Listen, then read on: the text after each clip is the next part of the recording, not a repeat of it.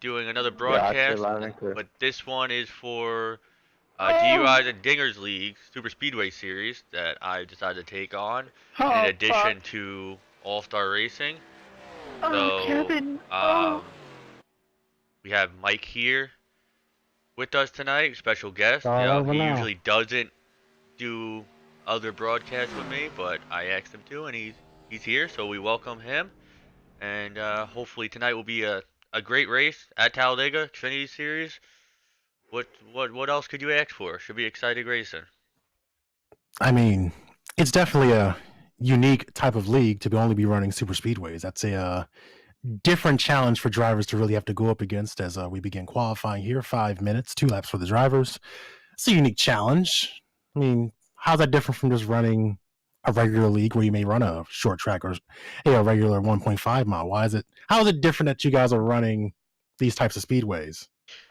I it's different, some guys I guess on iRacing don't really have the fundamentals or the experience to go run the 1.5 mile tracks, the short tracks and stuff like that. So yeah, the super speedways are easier, but it Yep. brings enjoyment to people that come race these super speedways. But we just don't do the same racetrack every week or the same series every week. They go between the K&N series, the Xfinity series, and Truck series, and they go between Daytona, the old Daytona, and Talladega. So it's gonna it's gonna be it's pretty nice, I guess you want to say, for guys that don't have experience. They can come in here and race the Super Speedway series as little less tactical on them. Well, that's for me and my perspective, that's really interesting considering the fact that you're bouncing between so many different cars, and we know these tracks, depending on the car you're in, they behave so differently as you go between, say, the K&N car to the Xfinity car, things like that. So it's really about being able to adapt to all the different vehicles you're going to be jumping into over the course of this super speedway season. Right. Yeah. No. It definitely different. Like we had with all these cars, it's you got to deal with the bumper hooks that we see in Xfinity cars. So we'll see that probably tonight. Then in K&N cars, they don't. They're awkwardly weird. The nose doesn't line up with the back bumper, and then the trucks they overheat so quickly. So it's different, bouncing between different cars and vehicles. I guess you want to say weekly, and even the track, because how the old Daytona. Oh, it's bumpy as anything. Right, So right. it's different. It's still a little bit of a challenge. You just don't go into the each week the same thing. So um, oh, it I feel it's pretty cool. As a new person here and kind of from a watching perspective, I'm very interested to see how these drivers approach kind of making decisions during the course of a race, because we know when drivers run these different types of tracks in the regular season, when they come to the super speedways, things get a little antsy, and it can result in incidents early that take out a large swath of the field. So it'd be interesting to see, knowing that they're running these super speedways over and over again in different vehicles, how the mindset of the drivers here in this league approach kind of the long game, which is getting to the finish of 75 laps here at Talladega. Yeah, I mean, obviously that's the biggest thing. To get to the finish, got to get to the start finish line. You can't go wreck your car on lap one. So you weren't here with us last week, but last week, it's kind of a hit or miss. A lot of guys driving over their head, being that it is the first race of the season. So kind of getting to, I guess you want to say, know each other, how they drive and how they draft, and how they really maneuver around the track. So hopefully this week will be a little bit more calmer aspect, as we keep on moving, through the season. It'll even get more calmer, Right. and they'll learn. But we'll have to see. I mean, it really depends. You like you said, you gotta just keep the car there underneath you, and I believe we you have two fast repairs tonight, if I'm not Mm. mistaken. I don't think there's an incident cap, but those fast repairs, you just gotta. My my thing, I think you want to hold them until like Yeah. halfway. I mean, those fast repairs are vital, especially if you once you get past halfway, because the likelihood of you having to use one of those increases so much as you get past halfway and as you creep closer to the finish of the race. Because that big one, while we don't want it to happen, can happen, and you do want to have one of those, at least one in your back pocket. So if you can go in and let's say you get a little damage in an incident, a few seconds, maybe you wait on pit road, fix that damage, kind of manually without using a fast repair, so you can pocket that in case you have some serious damage that needs to be fixed. Right. I mean, I don't. And I mean, I don't even think even if you get into the wall early, I really think that you should just wait. Yeah, you may not have a car that can suck up or push anymore, but you wait until you get that really severe damage to where you really can't stay with the pack Absolutely. to think about using your fast repairs. It's all it's all about managing it and getting Right. yourself to the end and pushing forward. Well, now we're done with qualifying, 5 minutes of qualifying, all wrapped up. It looks like Gregory Thompson there in the '08 is going to be on the pole with a 53.049. On his outside, another set of eights, triple eight of Brad Neer, right there on the outside with a 53.073. So a lot of eights up there on the front row, but some fast looking eights up there. Looks like looking at things, kind of glancing, kind of everyone is within about a half a tenth of each other in that front five. So pretty fast group of cars up there, setting up for the 75 lapper here at Talladega.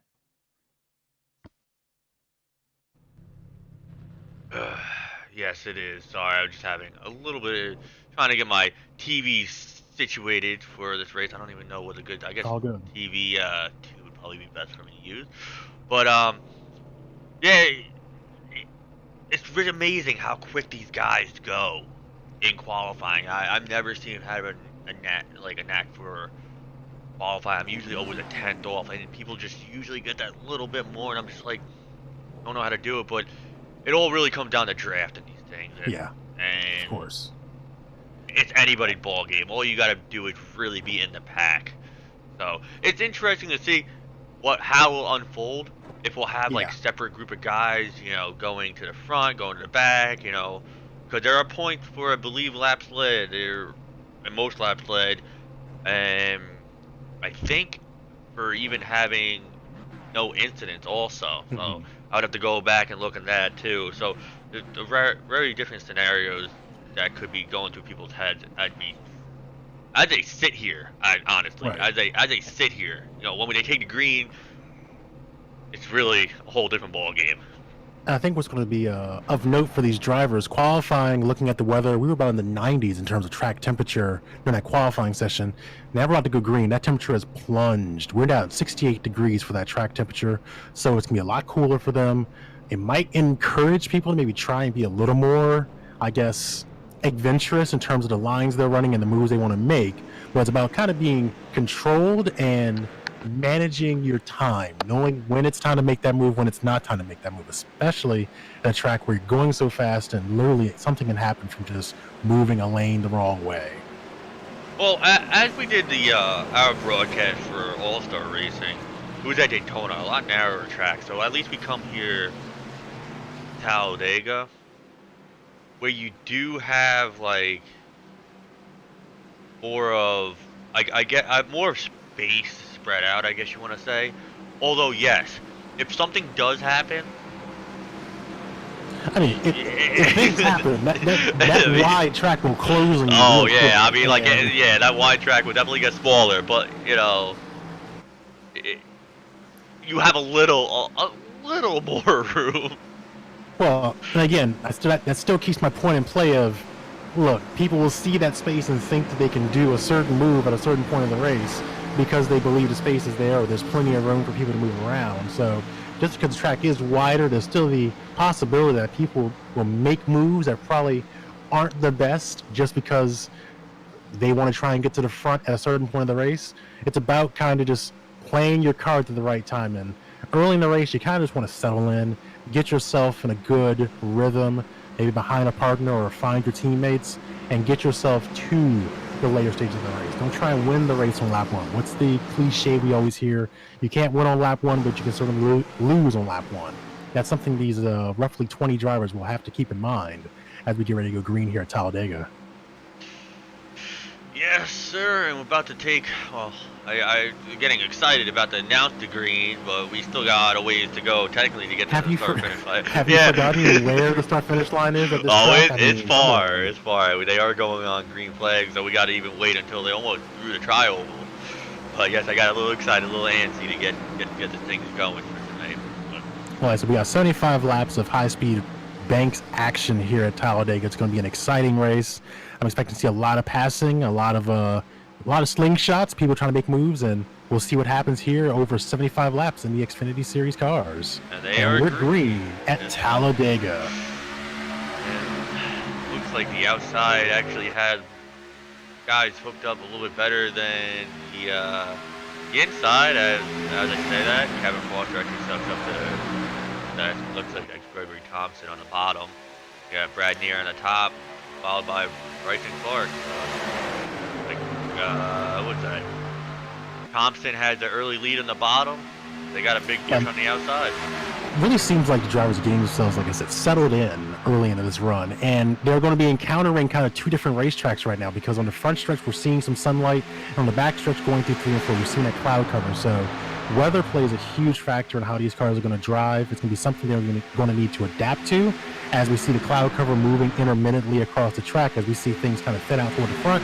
3 cars breakaway there on the low side and kind of fanning out toward the wall, heading up through the tri-oval to the start-finish line to complete lap 1. And that'll be Thompson leading lap 1, followed by Kevin Foster and then Jeffrey Meyer. So right now, like, what, there's 7 guys? About 7 cars there, about 5 committed low, 2 high. Then a gap to the cars behind them. 1 car stuck in the middle of that group of 2 there. So we're seeing a little bit of a breakaway kind of occur here. As you see 1 more car go to the high side. That's 3 to the high side, 4 to the low side. 7 cars working that lead pack right now. Yeah, we look further back, the guys are trying to figure out who they want to be partnered up with. Well, you better figure it out quick, because you don't want to lose, given the size of this pack, you don't want to lose that pack. Unless your strategy is to back away from them, but in my experience, if it's a smaller pack like this, you really don't want to lose them too much, as we see things starting to kind of bunch up a little bit as the 08 continues to lead. I need to get one of those beer hats, like keep on. Yeah, 08 leading, but looking outside, looks like Grobenly, I guess that's how you say his last name, 69, Knott's Energy Camry. Yeah, 69 is looking strong out there, leading that outside line with the 25 behind him and a couple more cars coming in to help. So this is what we're going to see here. I feel like at this track, more than Daytona, we see the ability of people coming up to help really actually benefiting these cars and helping make these lines stronger. So we saw that pack string out a little bit last lap. Now notice it's kind of bunched back up, and then we have some 2-car tandems back there a little further back in the field. Now it's got a little bit of a pack mentality as they roar through the tri-oval coming to the end of this lap. These guys look like they're moving around a lot. They're trying to, you got to remember, these cars, you got to try to keep your nose clear. Like a quarter of your nose. We do got to spin, we got to wreck. Got a couple cars caught up in that one. That was toward the middle of the pack. Throw it. 4 or 5 cars caught up in that, bringing out the first yellow of the race on lap 4 of 75. I have to go back and look to see exactly. From what I saw, I was watching that getting ready to unfold. Just looks like, again, it feels like the drivers are experiencing kind of that 2 different track experience right now, where there's maybe a little more grip than they're expecting, or a little less in some of these corners. And we saw one of the cars kind of get a little skaty there in turn one, and just kind of slide up the track into another car there. We see the 40 and the 20 kind of make some contact in one, and that just leaves a 51 there in the Greenleaf Ford. There's nowhere to go for him. It looks like the 32 of Terry Conn just got caught up in that as well. A couple more cars toward the back. It's one of those situations where you're moving around, you're trying to settle down, find a place to go, and find a place for your car to go, and it just doesn't work out. Some kind of incidental contact there, bringing up the first caution of the race. Yeah, they were just, as I was mentioning it, man, they were doing so well, but I just thought they were moving around a little too much to my liking, and unfortunately it looked like you said, one guy just got too high and collected, fortunately, several. And unfortunately for these people, that means they're going to have to play burn, at least for some of them, burn that first fast repair, unless the damage is not too severe where they can get away with some in-pit road fixing where they don't have to use that fast repair. Some of them are going to have to use it. Like I said, it was very interesting seeing that wreck unfold, because it just looked like the car maybe just was handling a little too well, and it just moved from under that driver a little too much, created that contact, and just kind of created that big situation. Had that wreck happened maybe a couple of laps earlier when things strung out, I believe there would have been less cars involved in that. Right. have to see it. It looks like the 32 got involved. The 40, Yeah, like it's it's the 41, no, the 40, the 51, the 20, the 887, and the 2. So a lot of good cars caught up in that, but again, they have the fast repairs to kind of lean back on as they get ready to get their servicing here. We'll see in similar fashion to a Daytona, people float around with strategies, two tires, no tires, 4 tires. We'll see what people do here on this early stop, and we'll keep an eye on pit road, see what we can get an indication of what some drivers are doing. Looks like a lot of maybe 2 tire or no tire stops here. Couple of 6-second pit stops there, clogging in around 5.3, a 5.6 stop there. So it looks like we're seeing those drivers experiment with playing around with their tires a little bit. And if I'm looking at the standings correctly, make sure I am actually, because Michael has a tendency to not be able to read. 2 drivers actually stayed out there, Jeffrey Meyer in the 50 and the 24, Corey Blevins. So now we're seeing that diversity and strategy we normally see at these restrictor plate tracks, where drivers are trying to play around with 2 tires, no tires, for the end of the race, things that they can do to maybe get an advantage toward the closing stages of the race. Well, they do run a short amount of fuel with this league also, so if we go green here and the 50 to 24 do stay out, you know, that's gonna put you almost at a disadvantage because you're just 2 guys, you know. Right. He's like, yeah, you're gonna be buddies, probably going to pit road and be friends in a 2-car tango on that run, but you're going to lose a lot of time. So you kind of, it's one of these gambles where you're kind of banking on maybe a caution coming out to get you to pit with everyone else. But on the same coin, then are you going to put yourself in a position where you're up there with everyone? Are you going to stay at the front, or are you going to go ahead and float to the back? Again, so you kind of just burned up all that time in track position if you were to do that. So there's a lot of strategy going on during these pit stops that are not just changing some tires and throwing some fuel in. It's all about track position. Where do you want to end up when these restarts, and where do you want to end up as the run shakes out? Right. So I mean, looks like as they come to pit road right now, we should be getting, I don't know, the no lap down cars, so possibly 1 to green. So does it look like the 50 or the 24 are committed to come to pit road? Kevin. Doesn't look like it, and they do in fact stay out. Yep. So that's an interesting move. So we'll see what happens. Again, that just puts them in an interesting position. And like you mentioned, the fuel situation here in this league, they run a different fuel capacity. So that's something they're going to be considering and keeping in mind as they cycle around here. But Jeffrey Meyer with Corey Blevins on his outside is going to bring this field back to green as the pace car's lights are still on. So it looks like we're going to go around at least a couple more times. So yeah, this first caution, like I said, we were seeing the track kind of change, and the temperature keeps going up on this track. We've gone from about 60 to high 60s on the track surface to now we're at 83 on lap 7. So as that sun continues to beat down on this track and the clouds break, that's going to present some challenges for the handling of these cars, and maybe it'll benefit some of these drivers that got some great practice time earlier in the session, got some of that track time under the hot conditions, and maybe be reminiscent of qualifying. And maybe I can give them some insight on how to make their cars handle better in terms of in the car as they go through this race. well, we'll just have to see. And I actually was looking back in the pack. I don't know. Oh, never mind. It might have fixed itself because I was having an issue earlier with iRacing.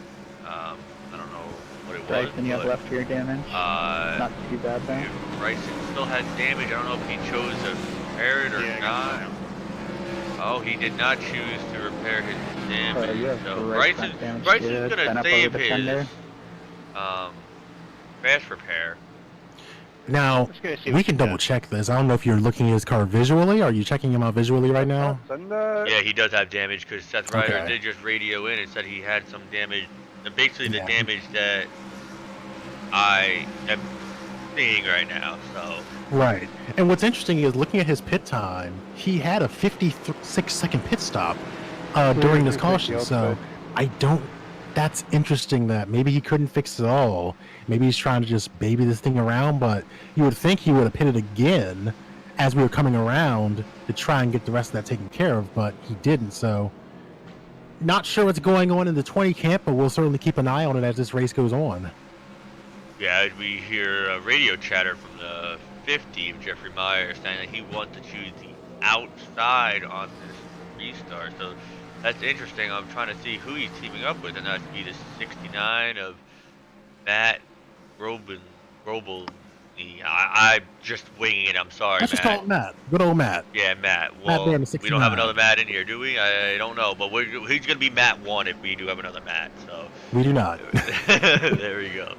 All right, pace car lights are off, so we're going to go ahead and gear up for the restart coming around this time. So we're gonna have Jeffrey Meyer starting on the outside in P1, followed by Corey Blevins, Greg Thompson in third, Matt in fourth, and Anthony Keyswetter, last week's winner, first-time winner in any type of iRacing series, or do we have a little checkup on the outside? Any type of iRacing series ever. He won last week, got it out of the way, so hopefully he continues his strong runs throughout all the leagues and races he does. But I want to congratulate him on that. Sorry, my bad. He's running P5 right now. 6 through 10 look like this. The 411 of Eric Green, the 823 of Joshua Fisher there in 7th, Chris Brown in the 25 there in 8th, the 32 of Terry Condis in 9th, and the top 10 rounded out by Bill Harkins in 51. So as we head down the back stretch, You're not on there. You're not on broadcast. It's Grobelny. Grobelny? Yeah, Grobelny. You're going back. Grobelny is how you say his last name. Matt Okay. Grobelny. Got Go it. back to the broadcast booth. Okay.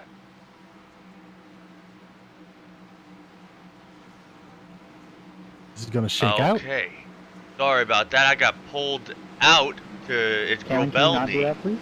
So we got the correct pronouncement of Matt's last name, Grobelny. So I was right. Yes, I guess you were right. I was just pronouncing however I wanted to. Dumping your tires all over Good the job. track? So anyway, as we Dumping head tires around doesn't- three, Okay. turn 3 and 4, these guys are gonna try to figure it out. Looks like we got 4 guys back there laying back. I guess they wanna stay away from mayhem that might possibly happen. But we'll see. We'll see how things shake out. The pace car is already down there below the yellow line, so that's a signal to these drivers to get ready for a restart here at Talladega. Got that first caution out of the way. Hopefully we'll get some good green flag racing in here for this next stage of the race.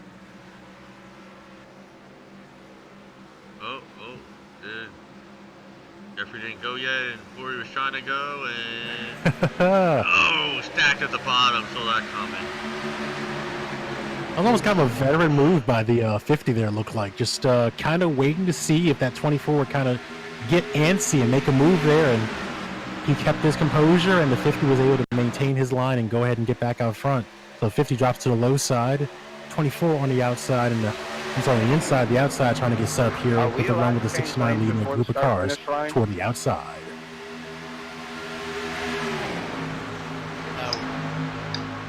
Double file as they get ready to go into turns 3 and 4. Looks like that outside line of the 69 getting a nice push going into 3 and 4, but the 50 able to kind of nose back out front with his help from the 24 and a third car back there and a couple others coming to help. So noticing kind of an ebb and flow in terms of the drivers getting out front here. Just one driver will get out front in part of the corner, the other will fade back, the other will come up. It's just a back and forth here. Nothing unusual or suspicious or out of line here with what you would see at Talladega. A lot of just flip-flopping of the lead. It was interesting on that restart. I guess maybe the 50 and even though they didn't look like they were working together, it looked like they were as they went into turn 1. Well, I mean, we're looking at this purely from the box, so we don't have the communications. We don't know what these guys are talking about amongst themselves and planning. So that very well could have been a situation where this was planned and the 24 wanted to get that 50 in front of him so they can work together and use this toward their strategy. So it's a lot of speculation on our part. Well, very well, that could have been a situation where the 24 wanted to go. It's a lot of us kind of making hypotheses and seeing what comes to fruition as the 24 goes to the outside through the tri-oval. The 69 right behind him, the 08 working with the 50 of Jeffrey Meyer as we come to the line. Well, I'm going to sit here and speculate that they're not working together, although maybe the 24 got high, so who knows? So tried to come down there to 24. Now things are getting a little spicy as they come off turn 2 down the super straightaway. They're 3 wide at the front right now. The 69, the 411 going on the outside, bringing several cars with them. looks like the 24 might be in the sucker hole and going to the back for a little bit. It just looks like it did not work out according to plan. Everybody on there. Give him a call because he's going to the front right now. Coming off turn 4, that red and I guess you say a dash of yellow Flex Seal Chevrolet going to the front. The 411 now out front. Rocking the low side with the outside led by the 69 and several other cars as he roll through the tri-oval here to complete lap 11 on to lap 12. I'm going to call him Ross Chastain because Ross Chastain drives a Flex Seal car great, and Eric Green putting it out front just like Ross would. So, totally fine with that. Yes, yeah. So look at this pack right now. So it's kind of looking like we saw before that last caution, just kind of 2x2 going back to about 10th place or so. And then kind of just some people single file kind of just watching this unfold in front of them, maybe just kind of biding their time. So it looks like those guys back there are just going to let these guys race and battle for lead and battle for that track position and just let the laps click down. But you mentioned fuel as we watch these guys continue to battle. The 411 still out front. How much fuel can these guys get on the green run? I think when they ran last week at Daytona, they were only about 20 laps, just over 20, so not much. So really looking at this right now, as they come up to the lap car of Jonathan Flat, and he goes high, so it should be good. The two guys that stayed out, they should be, I say, at most 10 laps they can go, at most. Right, they're currently on a 13-lap run right now, according to the scoring data. They've not pitted at all this race, so their fuel window is a lot different than a lot of these leaders they're racing around right now. As we see these cars race side by side through turns 3 and 4. This has been literally since the restart. These guys have just been literally door to door, nose to tail, racing off these corners, just battling for the position like it's the last lap, clean, but not wanting to give an inch here. As we see the 411 continue to lead. That outside line led by the 69 just not able to really propel itself to the front like it really wants to. Maybe if those cars get a little tighter, they can get that run they want. What is it, 50 slides up, almost gets to the 69. That actually separates the 25 and the 69 on the outside. Gives the 411 an edge and possibly the 50 on the back straightaway, but the outside looks like it's lining back up. And then... Don't count that outside line out right now, because that straightaway is just so powerful for these guys. They're able just to form up. If they can get in order at the right time and get ready to set up for turns 3 and 4, they can rock it back up there. As we see the 69 working his way right back up there, trying to get to the corner panel of the 411 as they race toward the tri-oval. Well, it's just interesting. It's like, how hard do you want to push? Because these cars do overheat. They do. And as we see a lead change here, the 69 takes the lead here. Told you, don't count that outside line out at all. And they drop down, wow. And now they become the inside line, as now the 51 becomes the leader of the outside with the 24, who we know has not pitted yet. Different fuel strategy. Now it's their turn to try and see if they can be leaders to bring the outside to the front. So it's just like, how hard do you want to push? Because as I've realized and witnessed through the course of just racing with these cars, they overheat, and if they blink too many times, I say at most, not actually too many, just a little bit, they'll blow up on you. So it's a risk versus reward. We actually saw last week, I think it's Brad Neer, he was racing, actually not, was it last week? Or yeah, it was last week, my bad. Yeah, last week with these guys, he blew up pushing so hard. So it's a risk versus reward. How hard you very really much so push them out. Very. Like I said, we see here now that 51 bringing the outside line with them, the 24 right there with him, bringing a few other cars together down the backstretch. That outside line is looking like the line if you want to get to the front, but also maybe if you want to protect your position, the inside line is where you go. So we're seeing these lines kind of work in tandem with one another as we go into turn 3. We got an incident on turn 3. A few cars caught up in that, about 3 or 4 cars there. Huge, pretty big crash there. The front 5 or 6 escape it. A lot of those cars straggling toward the back. We're caught up in that as we're under caution for the second time today on lap 16. We'll have to go back and look at that. I think it happened right around, I want to say Corey Blevin. Oh, what? He got hit by Terry. Looked like the 32 maybe made some contact. Because, again, looking at the angle, it's a little hard for me to see. I'm going to try and get a different angle here. Looks like it might have been some form of contact between the 32 and the 24 there that's got him really squirrely going into like one of the worst parts of the track to get squirrely. Right there in the entry of turn 3. That just kind of skated him up the track right into the path of the 32. And a couple cars that were under that touched each other, and that just created this huge kind of... Again, what did I say? This track is wide. Yes, it is. That's fantastic. But that track will close in an instant the second that something can happen in front of you. So there is no safe harbor at Talladega if a wreck is happening in front of you. You have to just kind of hope and pray you can get through that wreck. And we saw some of those drivers that were hanging out toward the back get caught up in that. Yeah, we got early leader Greg Thompson. Looks like was involved. The was that the 77? Yeah, it looks like a 77 involved also. Now, while you're checking into that, I'll let everyone catch up. This caution really helps a driver like Jeffrey Meyer, who, as that fuel was clicking down, he had to have been thinking in the back of his mind, I'm going to have to pit here, and I'm going to have to do it with maybe only one other car, if that.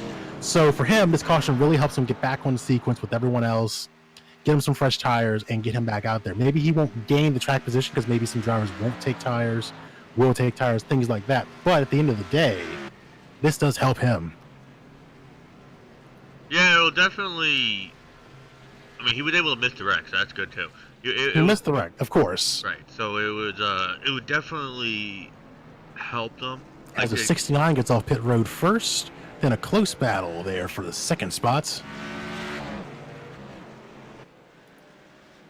It'll definitely help them be caught Absolutely. up with the pack stuff. And I think both of them were ahead of the pack. I know Corey got caught up in it, but the wreck, but Jeffrey was able to escape it. So right, and he got lucky, I guess, on both. He was lucky. It's like I always say, when the wreck, it's like I was saying, when the wreck happens, you kind of just have to hope you're in the right place at the right time. You talked about how wide the track is. Like we saw there, that corner is wide, but you're going into it, and in a second, lanes of that track close instantly. It's the worst kind of like traffic road closure you can have, where it just closes in a second. You have nowhere to go. And for some of those drivers that are right next to that who got caught up in it, there was really nowhere for them to go. There was nothing they did wrong. Just the circumstances of how that wreck unfolded. They were in the wrong place at the wrong time, got caught up in it, probably unfortunately had to burn one of those fast repairs, and that just kind of puts them in a tricky position as we're only about 18 laps into this race. We still have about 2/3 of this race still left. Yeah, definitely just got to manage everything, and being only, like I said, 18 laps in, just shy of 20 laps in, and some of these guys have taken pretty much a beating so far. It's not looking too good, because you don't want to ride around, definitely don't want to ride around 140, 150 miles per hour around Talladega having no fast repairs left. That would definitely... Absolutely. That would definitely be devastating and very boring. I can't disagree with that. And again, like I've been saying, there's really no safe harbor here. We've seen the drivers who were in the back trying to avoid the incidents. Some of those drivers were caught up in this very incident, even though they were probably a second behind the actual wreck occurring. There is no safe harbor here. Even if you're the number one car in the field in P1, you can be caught up in a wreck that you're driving by. So you gotta just kind of, sometimes the racing gods have to be on your side when you're racing here at these restrictor plate tracks.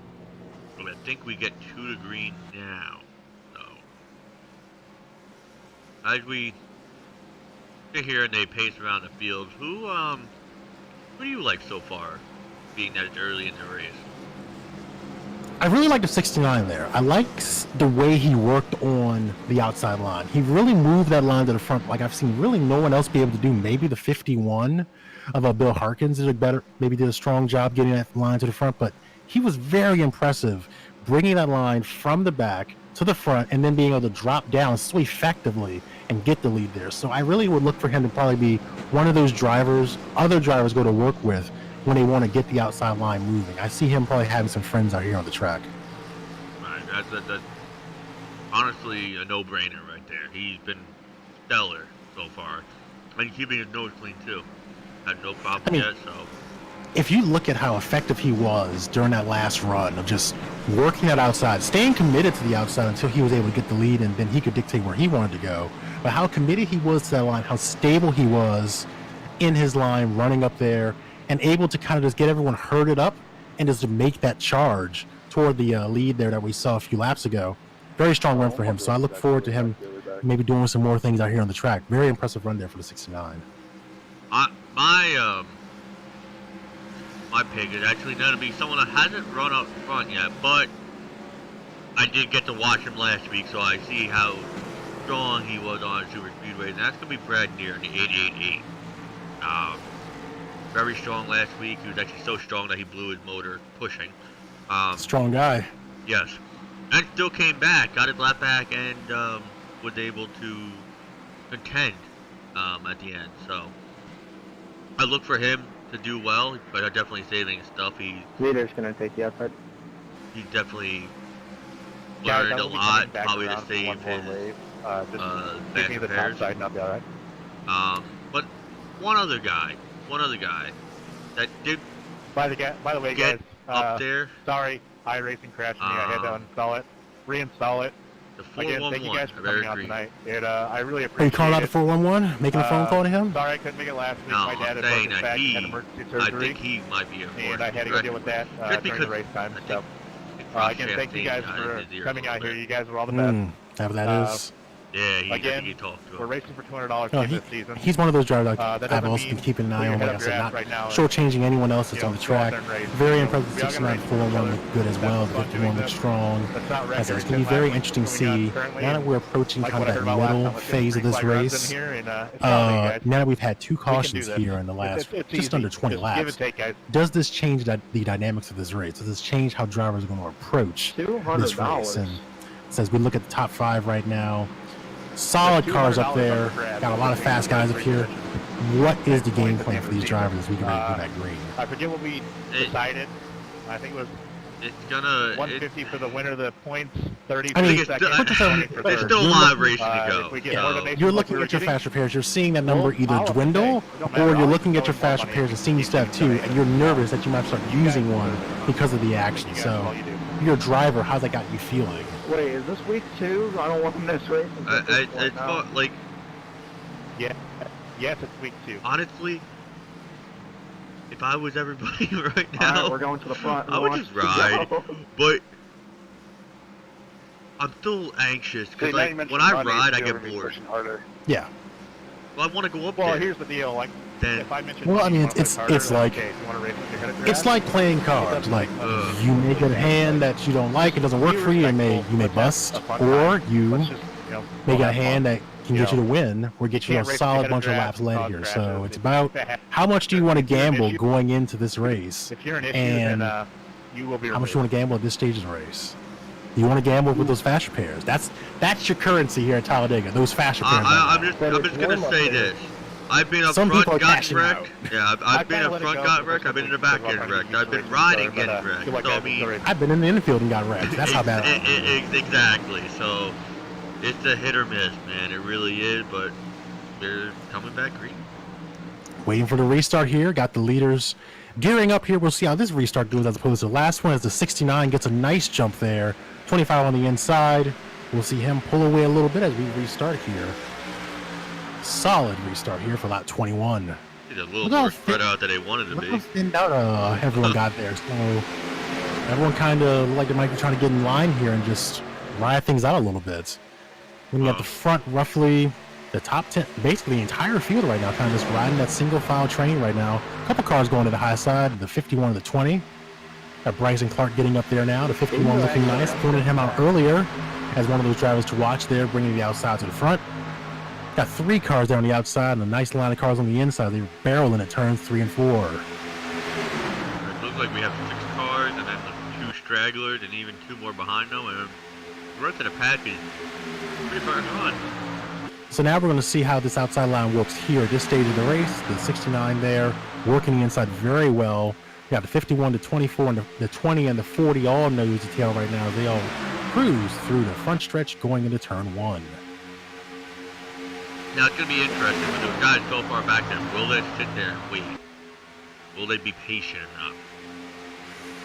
I think after the last wreck that really got a lot of them caught up in, a lot of those bad guys caught up in the racing incident. This is a situation where you kind of have to, you might have to play that card of we need to wait.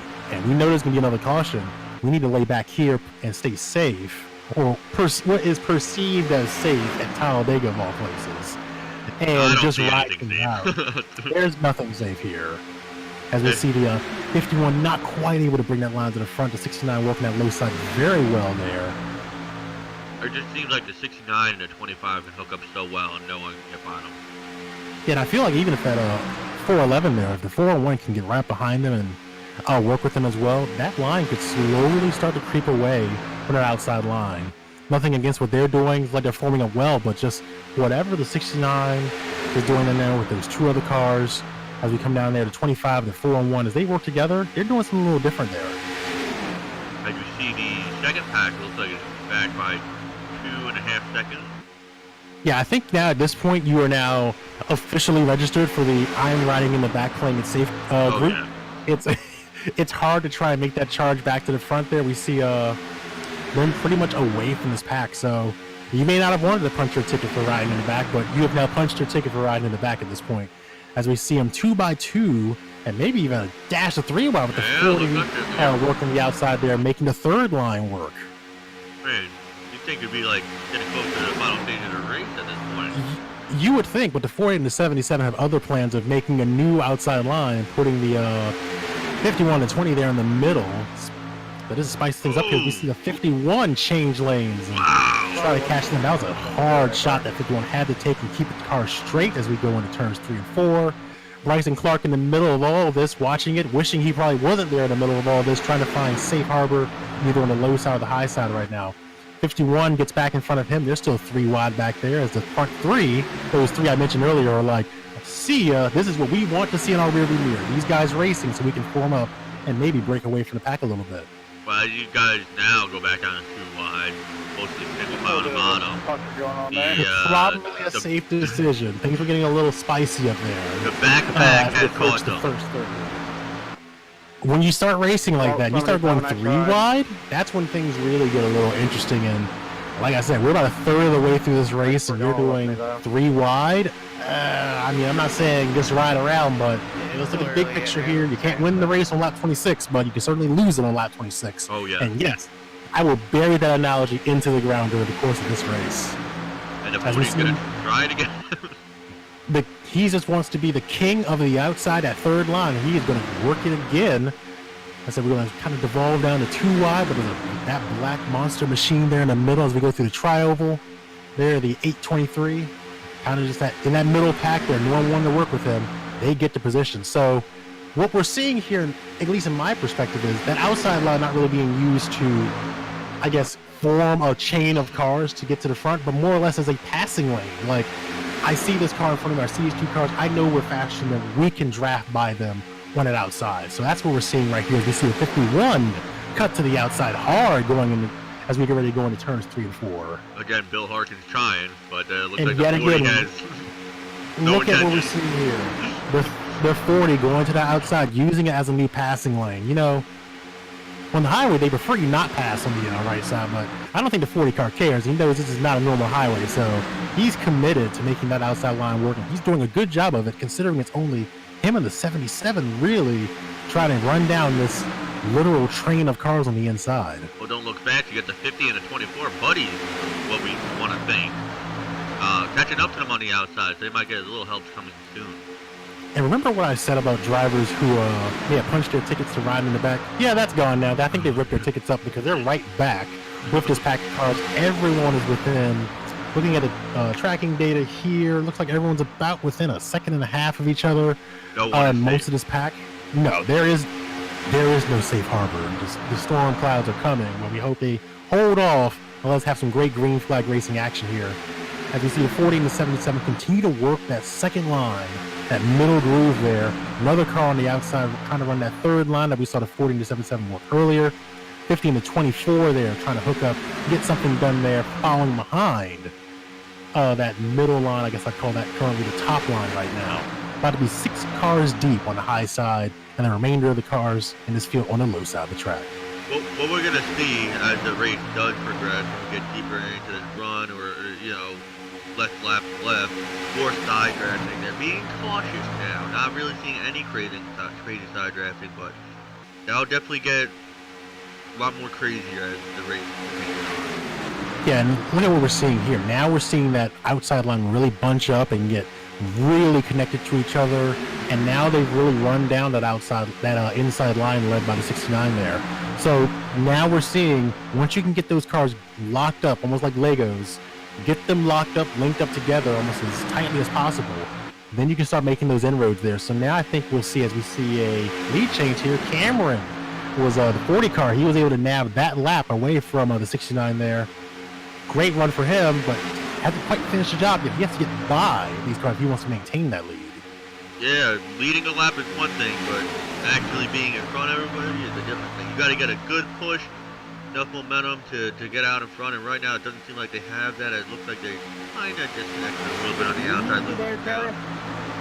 Yeah, it's all about forming up here, and like we mentioned earlier, these cars, you gotta watch that temperature. You gotta watch your temperatures here. So if you think about the time it took for that line to form up the way it is to the point where they're now side by side, that's a few laps these cars have been nose to tail right now. So they gotta start paying attention to what their indicators on their dash is telling them, and making the right moves to get some air on that nose and keep that car cool, because you're in a position where you're not really going to want to break out and try and go to the back right now. You want to stay here and get that track position.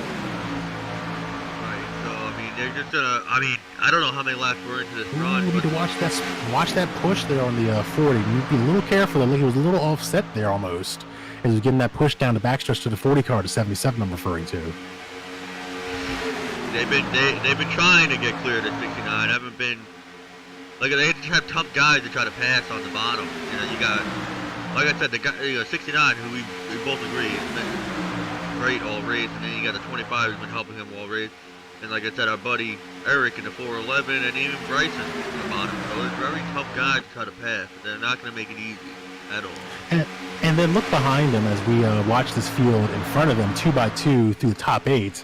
Behind them, they have again lined up and kind of just fallen back just a little bit. Not as much as maybe they did last time early in this run, but definitely have broken back a little bit as they watch this battle unfold and they watch these drivers jockey for position. Now they're like, let's settle back a bit. We caught back up to their draft. Let's just stay in it and try and maintain our position here. It's almost like they're testing the waters. I think that's all you really can do at this track. You're constantly testing the waters, seeing how things are. And if you don't like what you're seeing, you drop to the back. And if you have some teammates who are willing to go back there with you, at least you have a partner you know you can rely on as this run goes on. 77, are you clear? And the 77 cleared the 69. Took some time, but we see that 40 and the 77, the kings of that third line, as we saw earlier, they're able to drop down and get to the front, and now they're running on that low side. So look how this changes things, though. Look how things start to kind of just shake up a little bit on that outside. Now that there's only 2 cars there, things kind of start shifting around where drivers see that line working. Now they're like, well, I want to use that line a little bit. Let me get up there. So now we're starting to see some cars try and get up there and close up to those 2 cars on the outside. Now it's about trying to close that gap again and make the run work for them. So right now the 50 and the 24 on the catbird seat to try and make that outside run work here again. Well, it's going to be interesting now. Now that the 69 is behind, probably the furthest he's been behind now, what he's going to do. Like, how much do you push it to get back up there? Or do you just say, all right, well, you let it, so-and-so lap, we're good. It's all about judging the situation as we watch Bryson and the 51 there of Bill Harkins. They work that outside line, trying to make that third line work again. That has been just the story of this race. The sudden just use of that outside line, that third line, to just make those passes here. And we see 3 cars working that outside line, 2 cars in the middle, and then the low line made up of about 6 cars. We noticed some smoke there from I don't know if you saw that. I noticed some smoke there coming through turns 4. We'll see what's happening there. Maybe I was imagining that. I know. There was a blinking car and it makes smoke. Pretty bad. So there we go. No one's losing an engine. I was scared someone was losing an engine. So false alarm there. Back to what I was saying. We're seeing people try to make that third line work. Bryson, the 51 there, and the 99 not quite able to make it work through 3 and 4. Continuing to try and make that run work through 1 and 2. What I think you have to do is you got to take advantage of those cars in the middle who are technically that higher line in those corners, and then use the backstretch to set yourself up for the next series of corners with that draft. Use that run to your advantage. As we see the 24 there spinning to the inside. 2-4, check yourself out. Single car incident. Man, that was talent. That could have been really bad. Do I have any damage? A single car incident there as he turns 3 and just entering turn 3. The 24 goes around. Everyone avoids it. We're back on the caution here at lap 34. We're gonna go back and look at that, but it pretty much looks like we already know what happened. That could have been bad. That's one of those, you go down to the crew chiefs and they just go, whew, man, we dodged a bullet there. That could have been really bad for all the drivers involved, including the 24, when, if you look at how he went around, really doesn't look like he made any contact with the wall. Probably not a lot of damage to that car. He should be fine to get back going and get back into this race. He just wasn't clear. Oh, at all. That's not even close.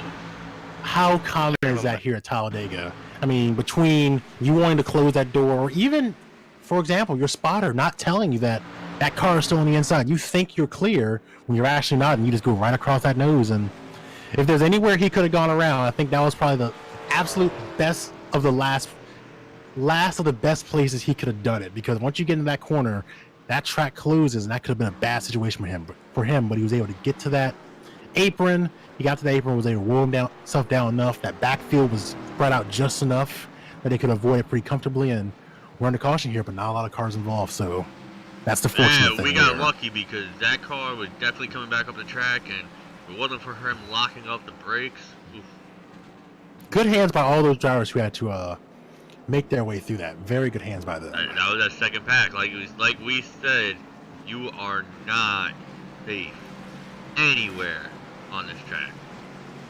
So yet again, coming to pit road here, we'll see if we have that diversity in strategy. Look like everyone's bringing their cars to pit road. Smart move. Don't want to probably one of the longer runs we've had so far this race. So one could extrapolate that we're beginning to see this race get a little longer in terms of the runs. So you don't want to get out there and maybe stay out too long on that fuel. So we'll see what drivers do here on pit road. Noticing because of me. Kind of a mixture of stops here. Looks like no tire stops, looks like. Maybe I'm wrong here, but we'll see the 69 get out first, and then a whole herd of cars behind him. Looking at the telemetry on these pit stops here, looks like a few 2-tire stops, a lot of 4-tire stops for this field, ranging anywhere from 7.5 seconds for the 69 to about 15 or so seconds, maybe even a 17-second stop there. More 4-tire stops for these drivers. So solid pit stops for everyone. No tire stops here. Maybe they don't feel the cars can handle well enough to warrant that kind of stop, but cycle through, and now we're waiting for the restart here. Like I said, we're about approaching right at the halfway point. We should be right around the halfway point of this race. Right around. We should be going green at halfway, so this race is shaking out about what we thought it would be, which is a kind of that mix of a few stoppages, some decent runs, not super long runs, but again, we're seeing drivers who were willing to make moves, and that run was really highlighted by the fact we saw so many people use that outside line. That was really, really fun as a spectator to see those drivers swing out to that third line and just propel themselves by those cars on the inside, really nerfing their momentum. So we'll see how that plays out the more we go through this race. How about we dial up Kevin Foster and see how he's doing? He's running P2. I think the highest he's run all race. Man, that number 42. All right, sounds good. Hey, Kevin Foster, you got a copy? You know what we do in this league. If you have computer issues, we'll wave you around and take you one lap down.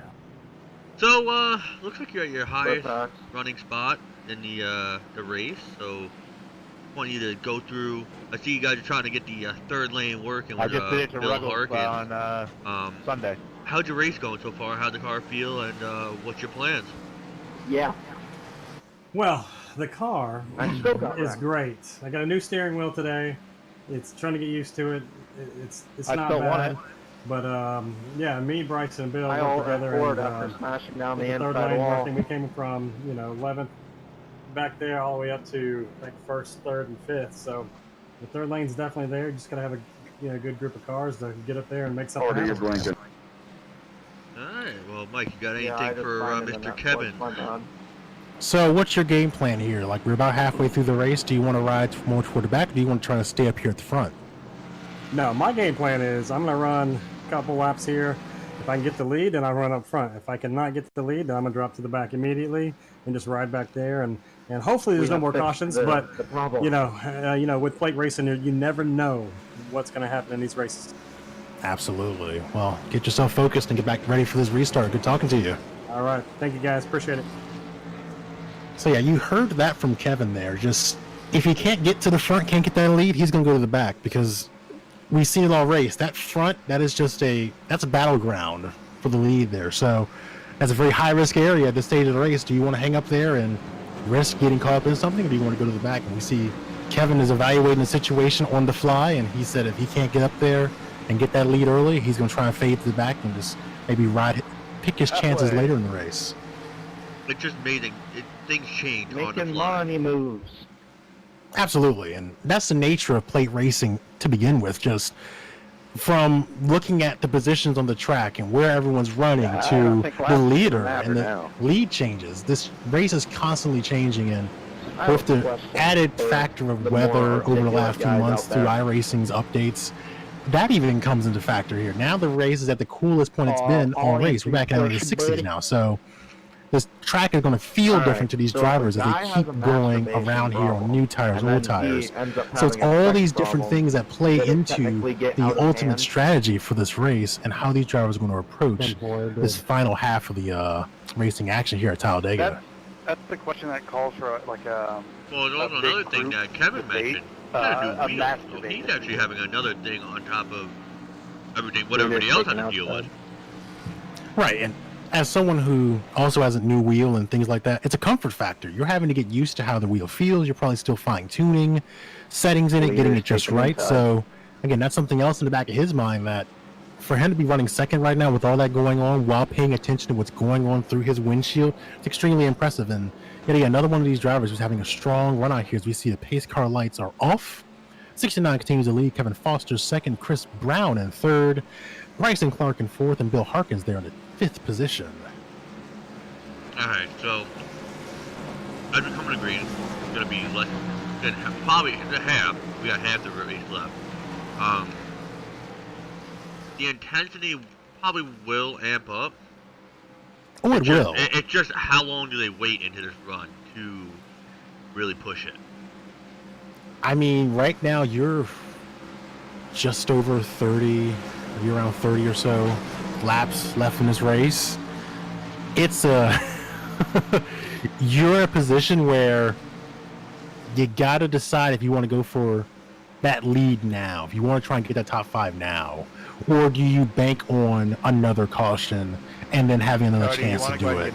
Because personally, as the caution count continues to go up, so too, as we lose laps that we could have where we're racing, so too does the pressure of trying to get to the front. So the more cautions we have and there's not a lot of green flag racing left, that just exponentially increases the possibility that they push the issue to try and get to the front.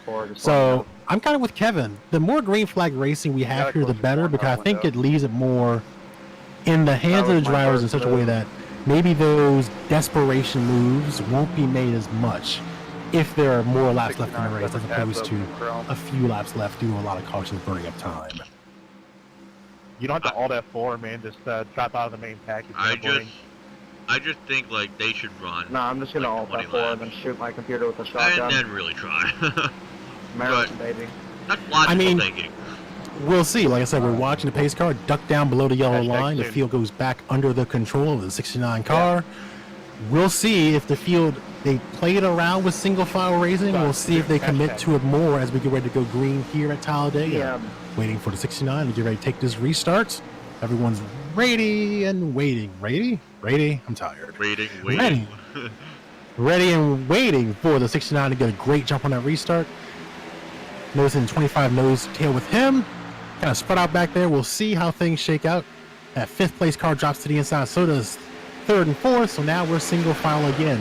Let's see what drivers like Kevin Foster do. Let's see what they decide to do here on this restart. Nose to tail right now through the entirety of the field.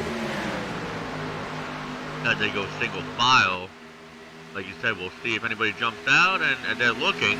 They are looking. Kevin Foster, who we talked to during the caution period there, he's going to try and make that outside line work, bringing 3 cars with him, 2 cars against on that low side there. It looks like one of their people they were working with decided to drop down to the inside. Now it's 2 against 3, with the inside having the car advantage. Kevin Foster and Bryson Clark working the outside as a duo. A couple cars back, side by side behind them.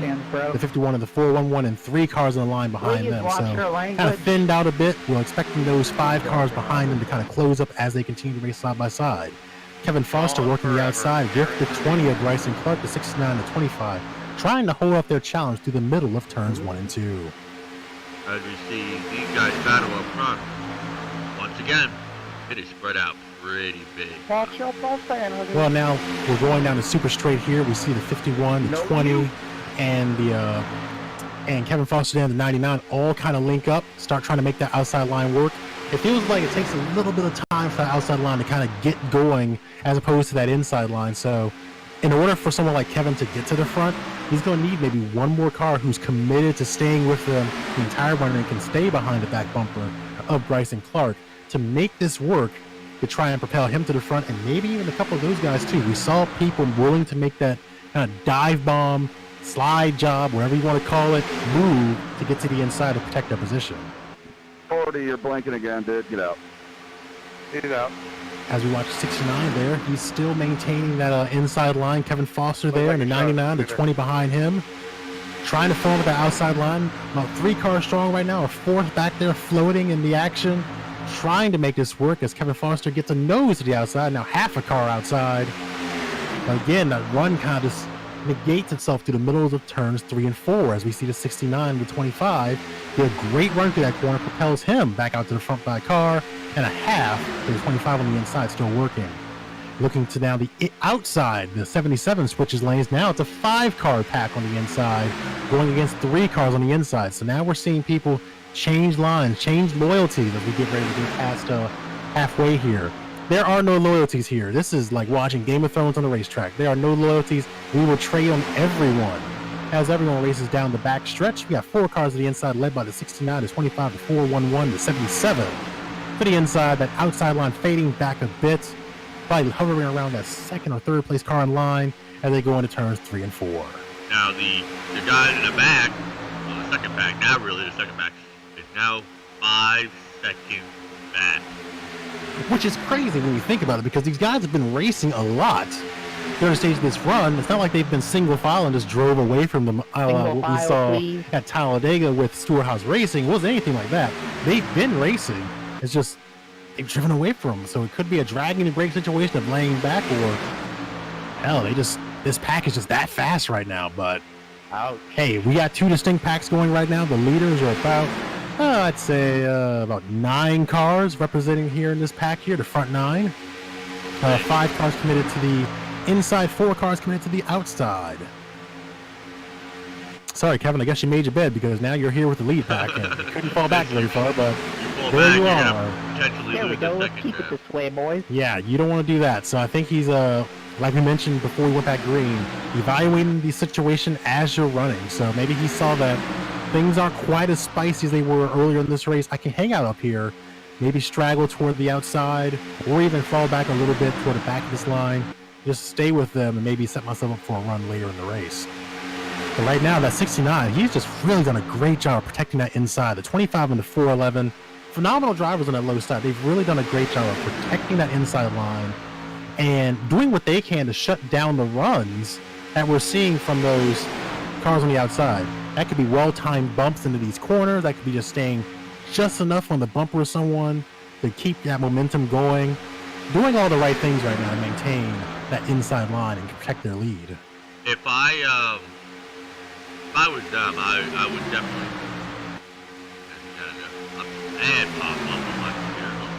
If I was them, I would definitely go single file, as they have 6.5 seconds over the second pack. I would definitely want to probably go single file, although they're not doing anything going side by side, but just to be safe, run single file and not, put yourself in danger of wrecking each other and then losing everything you got up on the other group. Oh, absolutely. The safe play would be to go single file and just maybe even draft away a little more from these guys as we see everyone in the first group race off into turns 3 and 4.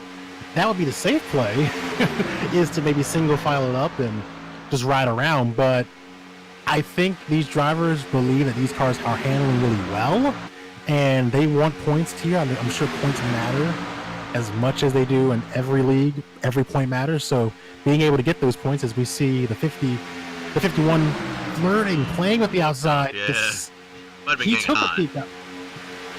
Hey, we have to speculate from up here. If you look at it, most likely look at the time they've been behind each other. That's probably the situation they were in. Engine's getting a little warm for that 51. Let me get some fresh air on that powerful machine, and let's get back in line here as we see the 51 and the 99 start to advance back toward the front. But we'll see how the 69 and the 25 work together to try and protect that run and protect the lead going on the exit of turn 4. So now we look at it. Got 2 7 packs still have to pay. I think at least once. I don't know twice, but definitely once. Well, it's like you said, they can get about 20 laps from fuel. We're about 12 laps into this run as we got, oh my gosh, the one driver we talked to earlier, the one driver who said he was being mindful of what the racing would look like. Well, he got hooked there on the front stretch as they were crossing the start-finish line with 29 laps to go. So he was like, the 51 was flirting. Like if 51 was flirting with the outside there and just kind of hooked up into him. I don't know if the 99 was trying to swing up to try and follow him up. Yep. 99 said that it was his fault. Came up looking at it right now. Unfortunately, like he was, man, they were doing so well. Yeah, like he was trying to just get up there and maybe help him out there or stop that run and keep his position, but just man, you'd hate to see that when you just talked to the guy and he was explaining that he's looking at the situation and being mindful of what he's seeing. That's just the nature of this beast right now, but he's hoping he still has one of those fast repairs in his back pocket for this exact situation, and then maybe he has to adjust his game plan that he might have to use one of those at this point in the race. All right, so now looking at this. Pace car middle of the backstretch. 28 to go. Yes, sir. 28 to go. Well, there are two things we have to worry about here. One, that was a solid run. I mean, yes, it was one of the shorter runs we've had so far this race at about 13 laps. But at the end of the day, we're having more green flag runs here, and we saw what happens when this field really gets roaring and that front pack starts driving away. So, two things happen here. If you lay back and the race goes green, have you just put yourself out of this race? The other question is, excuse me, I'm sorry. The fuel situation is very close here. So when we were speaking earlier in the race, we mentioned that they can get about 20-ish laps of fuel in the cars. That's with the lower fuel capacity here. When we restart, we'll probably be flirting with what, 26 to go? Thereabout, 25 to go? Yeah, so you're pushing it. So you're really riding the line there, and you're one of those drivers who's like, yeah, I really hope there's another caution. I really don't want it to be me. I kind of hope there's another caution right now to maybe solidify ourselves where fuel isn't necessarily a concern here. The other thing I'd say keep an eye on during this caution period is drivers ducking back in. Maybe those drivers toward the back. Maybe think, for example, maybe a Kevin Foster who just got caught up in that incident. He decides, hey, I'm back here anyway. Let me go ahead and hop back into pit road, get a splash of fuel, and maybe that'll give me enough to be right on the line, if not a hair over, making it to the end of this race. But again, it's such a fine line here to try and make this work, as we see some two-tire stops here. So I was too busy running the old mouth. I didn't get a chance to look at the race off pit road. It looks like the 25 will be the first car pit road, followed by the 20 there. The 888 and the 411 will be the ones off, followed by the 69. Now we really are setting up the end of this race right here. Yeah, 27 to go. Still a lot racing left, but a lot less than when we started. a lot less, yes. But you're setting yourself up. Right. This is all about positioning, and looking at the front 5 cars right now, the average pit stop was about 7 seconds. A lot of people took 2 tires there in that top 5. Again, looking at track position. So you see drivers like Chris Brown solidifying themselves back up there, getting Bryson Clark up there solidifying himself, making sure he's back with the group. Brad Neer back up there, making sure he's with the group. So now, aside from the fuel situation, it's about hoping and kind of praying you're in the right position right now to make things work in your favor. The best place to be, they say at Talladega, is toward the front. Well, but yeah, I mean, how soon do you want to be at the front? well, we just saw up front a wreck happen. I mean, it's what do we say? You're gambling, and your currency is fast repairs. And for some people, they are already at 0, and they don't have any more chips to play. First time all year here at the casino at Talladega. So, how aggressive are you? As we see the 25, like he's heading back toward pit road. So, what did I mention earlier? Those drivers deciding to make that pit stop and come back on pit road, get more fuel. Got about 5, 6, like maybe about 6 or 7 cars deciding to make that extra stop here. So we'll update and see where things cycle as we go around here. But that's exactly what I was talking about during this caution. Look for those drivers to try and stretch that fuel here. Watching the pit stop here of Chris Brown, seeing what he's doing. So I noticed he took maybe a couple tires there, like he's doing a 4-tire stop here, looking at the clock. So 4 tires for him. Cycles around. He gets to get a little extra fuel, get some fresh tires. So interesting. This is an interesting position because now you have a couple drivers who have a little extra fuel in their cars, and we're sure drivers are saving fuel as best they can here at the track, doing what they can do to conserve fuel. well, It's going to be interesting to see what happens. Two things you can think of. They come back in and pit for extra fuel, yes. Possibly stretch it. Possibly. I mean, you're going to have to bank on a pack running as slow as you're running. Or Right. a caution coming down and they don't pit again.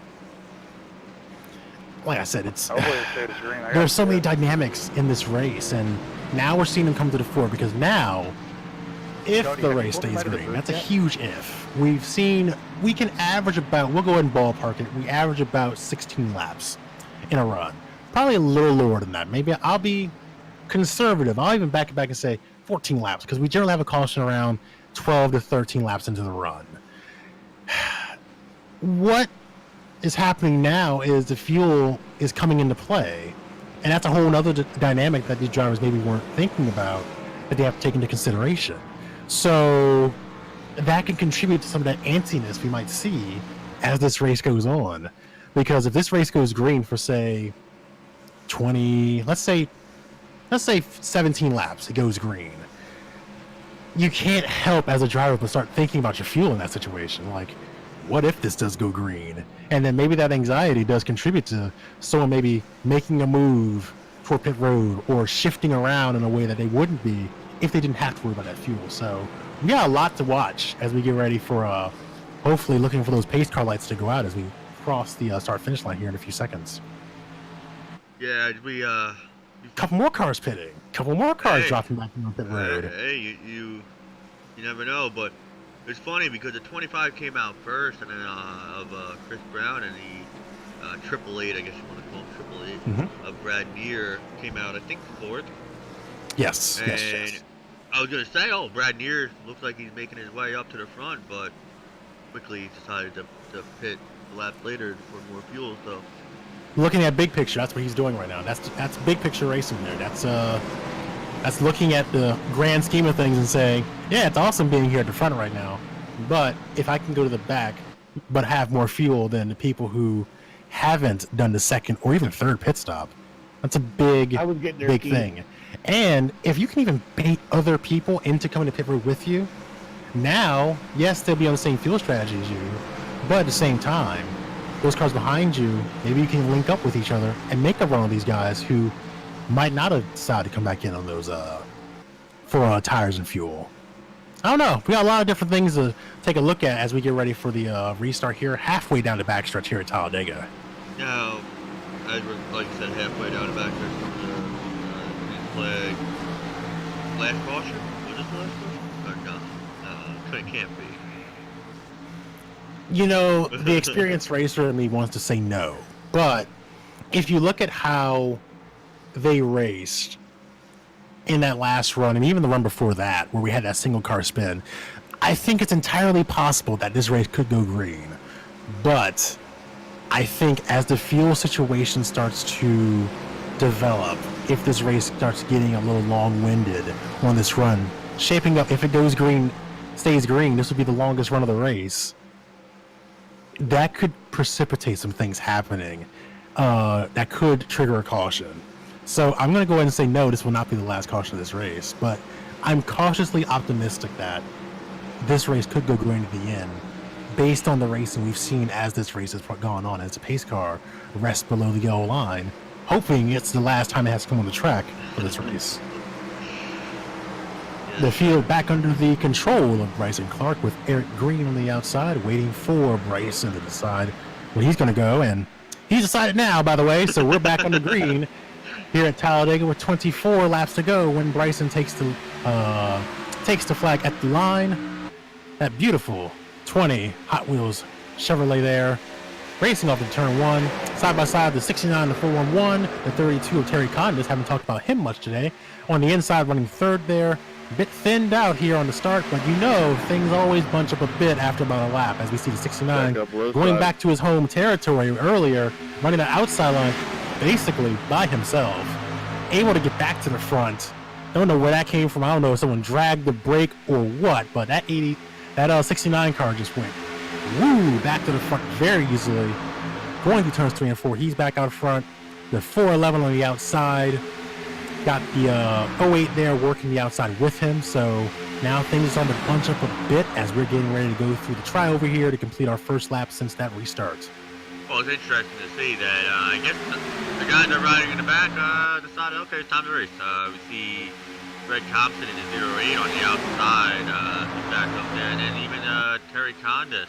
I don't think I've seen him up there all race, so it's interesting to see his faces. Yep, and there goes the 411 working the outside, the 08 and the 24 all nose to tail right now. The outside looking very strong as we go down to super straight, rocketing into turn 3. And we see a lane change there as the 08 and the 411, he gets the call to the front for the second time this evening, I think. And that is a shift down the high side. So what do I always say? When that shift happens, look for another shift of drivers from the low side going high. And we see that with the 69. People know, I want to go ahead and make that call now. He's the Pied Piper of the high side right now. When people see that 69 up there, they go to work with him. And, well, I say that now. And they left Matt out there. They left the 69 out there. The 20, we're seeing the passing lane come back. We didn't see it much the last run. We're seeing the third lane passing lane start to develop, and we're going to see how drivers like the 69, who really didn't have to deal with that on the last run when he was working the outside, we'll see how they face off against that. As we see them 3 wide. Now the back stretch, the super stretch, looking very, very busy as they rocket in turns 3 and 4. 2 wide for the front, looks like 3, 4 rows, and then a little bit of 3 wide action behind them. Getting a little bit racier. I guess they realize it's coming almost under 20 to go, so anybody's race. It is still anybody's race, and we're seeing these drivers move around a lot, and we see Terry Condis got the 69 on behind him as we go into turns 1 and 2. We're going to see how these drivers handle now this 3-lane attack. As we know, there's a little bit of a bobble there in the middle of the field. Kind of settle down to 2 wide action. As the threat of the 3 wide move is real now for drivers like the 69 who really work that high side now. Now drivers like him have to decide if they're going to go any higher than where they are, or they're going to commit and decide to work that middle line and just continue to press forward to make their line prevail over the inside as they remaining side by side off turn 4 past the Sunoco sign. And then we see, looks like on the outside, third row, that's Ryder. First time he's been up front, I think in the top 5 all race, so he waited around. And he's going to the outside. Looks like trying to make a 3 wide on the outside of the 69 of Matt, with Jonathan Platt behind him, and kind of stalled out a little bit. Trying to use a passing lane again. Trying to use a passing lane again, but now, unlike what we saw earlier where the passing lane was made up more or less of only 2 cars. Now we're seeing 4, 5 cars working up there as the 69 makes his decision. He decides to go to that third line. They are going to be 3 wide for a couple cars deep as they cruise through turns 3 and 4. I think the whole entire package 3 wide. If you like 3 wide action here at Talladega, you're about to be in for a show as they are rocketing through turns 4 down to the tri-oval, still 3 abreast as we cruise through the middle of the tri-oval. No one's giving an inch here, and it's just going to be interesting seeing which lane prevails. They all have about the same amount of cars and everything. What happens now? We see the 69 making his move to the outside. He's probably got about the quarter pound of that car on the middle line. I just feel like the bottom line is the odd line out. Even though they have the most cars on the bottom, it just seems like they can't get the run off the corner as the guys on the outside are able to just side draft and suck them, you know, backwards. As it looks like they are dissolving on the bottom. And no, you're not looking at the data wrong. It is, yes, it's only 19 to go, but you would think it's the last lap the way these guys are just 3 abreast, 2 abreast through this track right now. Things thinning out a little bit here. Not as much 3 wide action now, down to about 2 wide in some parts. As we see the 25 shift to the middle, going to find the 24 there on the middle line there. Things are getting interesting here at Talladega. Well, we were talking while we were under caution that, Yes. you know, the way they raced previously, pretty calm. It doesn't look that calm anymore. I mean, I'm sure it's calm, but I'm sure there's lots of anxiety right now for these drivers because now they are 2 by 2 for easily 14 spots right there with a couple cars straggling behind. But this is kind of what we expect to see at this stage of the race. Like, it's time to go. Maybe a little early for some drivers, a little earlier than they wanted it to be, but it's time to go, and you don't want to lose that pack, so you got to stay with them enough that you maintain that draft, but maybe enough that maybe you play it safe. So look at a driver like Kevin Foster involved in that earlier incident. He's floating there just on the outside of the draft, has a car close to him, and it looks like Jeffrey Meyer here has a hard time seeing. It looks like Jeffrey Meyer's back there with him. Yeah, that's Jeffrey Meyer. This is the time to go, but you don't want to put yourself in a position where everyone else said it was go time and they all end up in a multi-million-dollar scrapyard, as we saw at Talladega about 10 years ago. And they are passing, looks like a lap car from Racing Clark. Forgot to mention he did have, I think, a connection issue or steering wheel lag while he was in the lead pack, and it blinked and he ended up on the infield somehow, some way, but fortunate for him, he was having such a great run. That's a shame for him, but yet again, it's one of those situations of gets a caution, he's back on the lead lap. But looking at how things are going right now, 2 by 2, literally anything can happen. That's at the 4, 11, and Terry Conn is there in the 32, working hard right now. Green and Conn is battling side by side.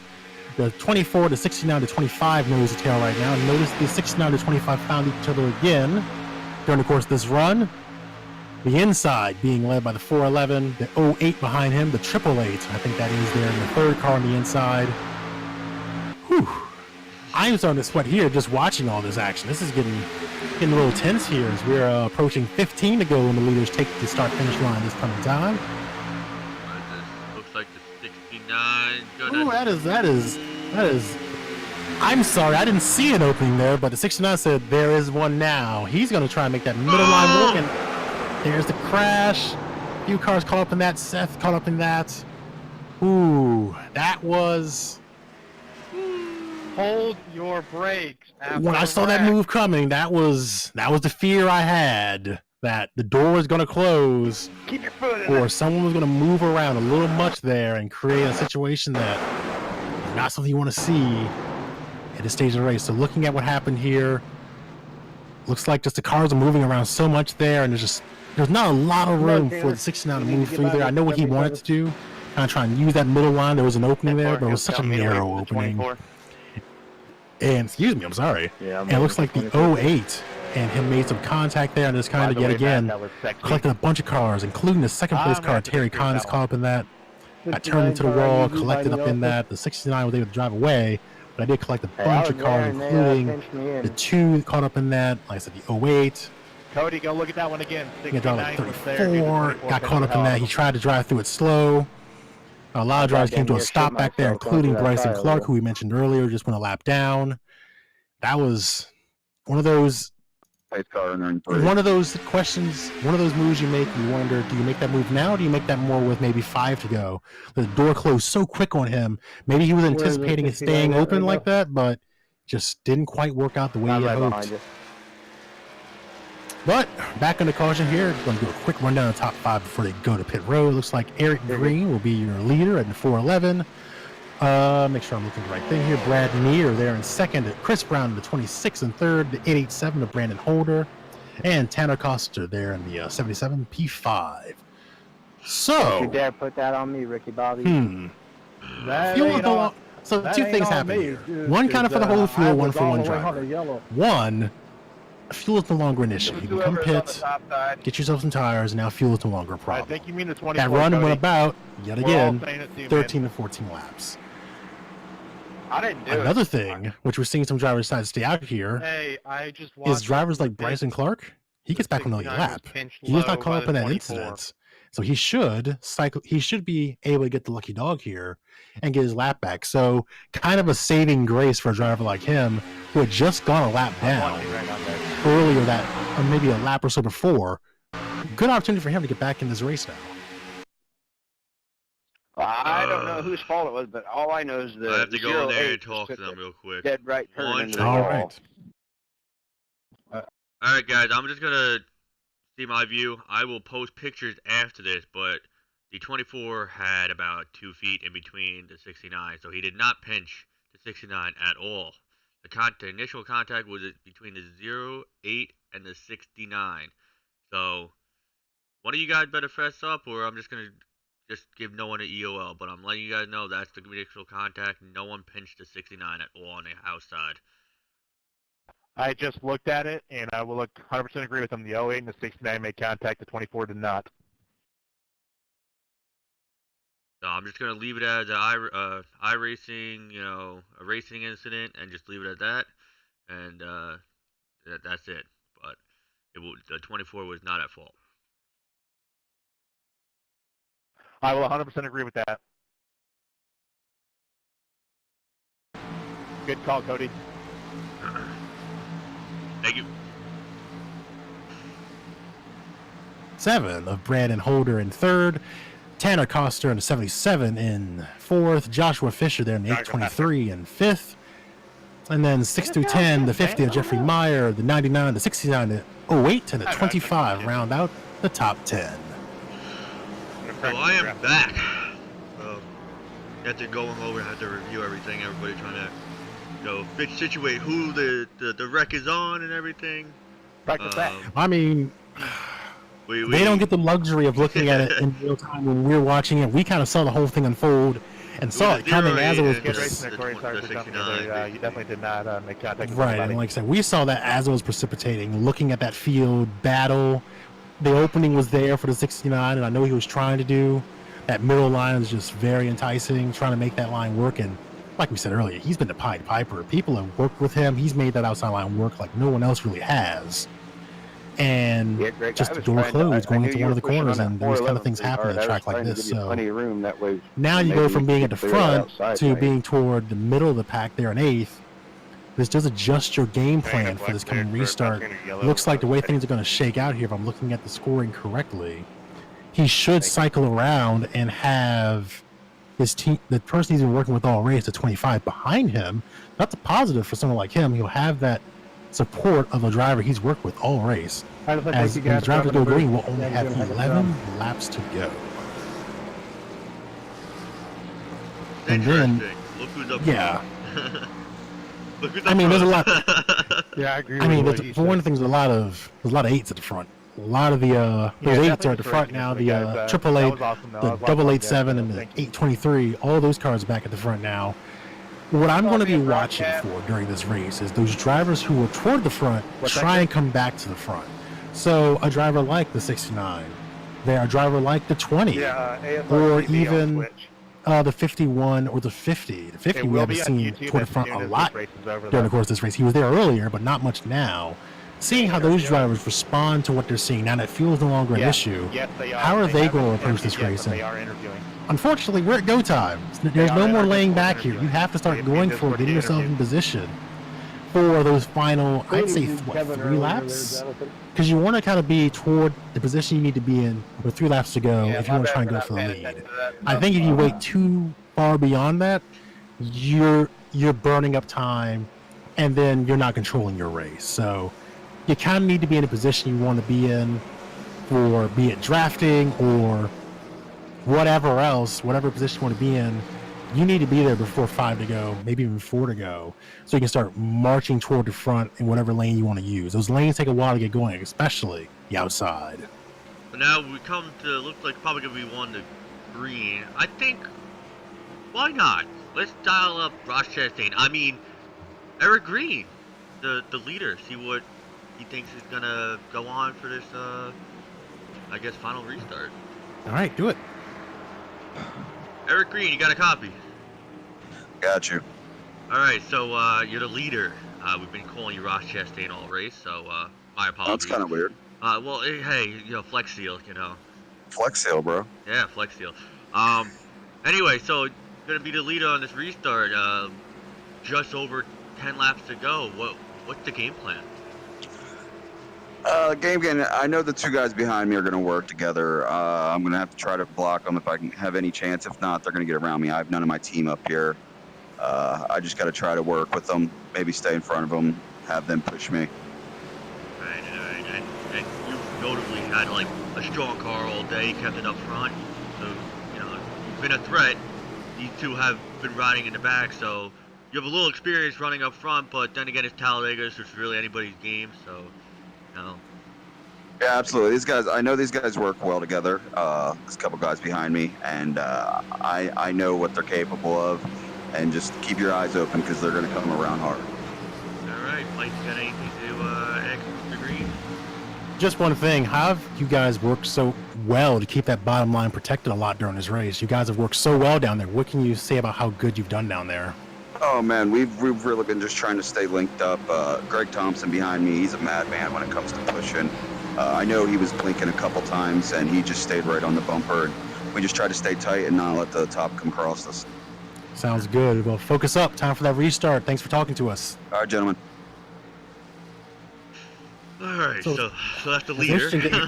Definitely interesting getting that insight about the inside because we've been talking a lot about the outside, but the inside has been holding its own a lot during this race. So if there's any time to show the skills of the inside and drivers like Eric Green, it's now, as that outside line has some great threats in it. And there should be a very interesting restart here with 10 laps to go. This can be a very, very... Think of it this way. This race is reset.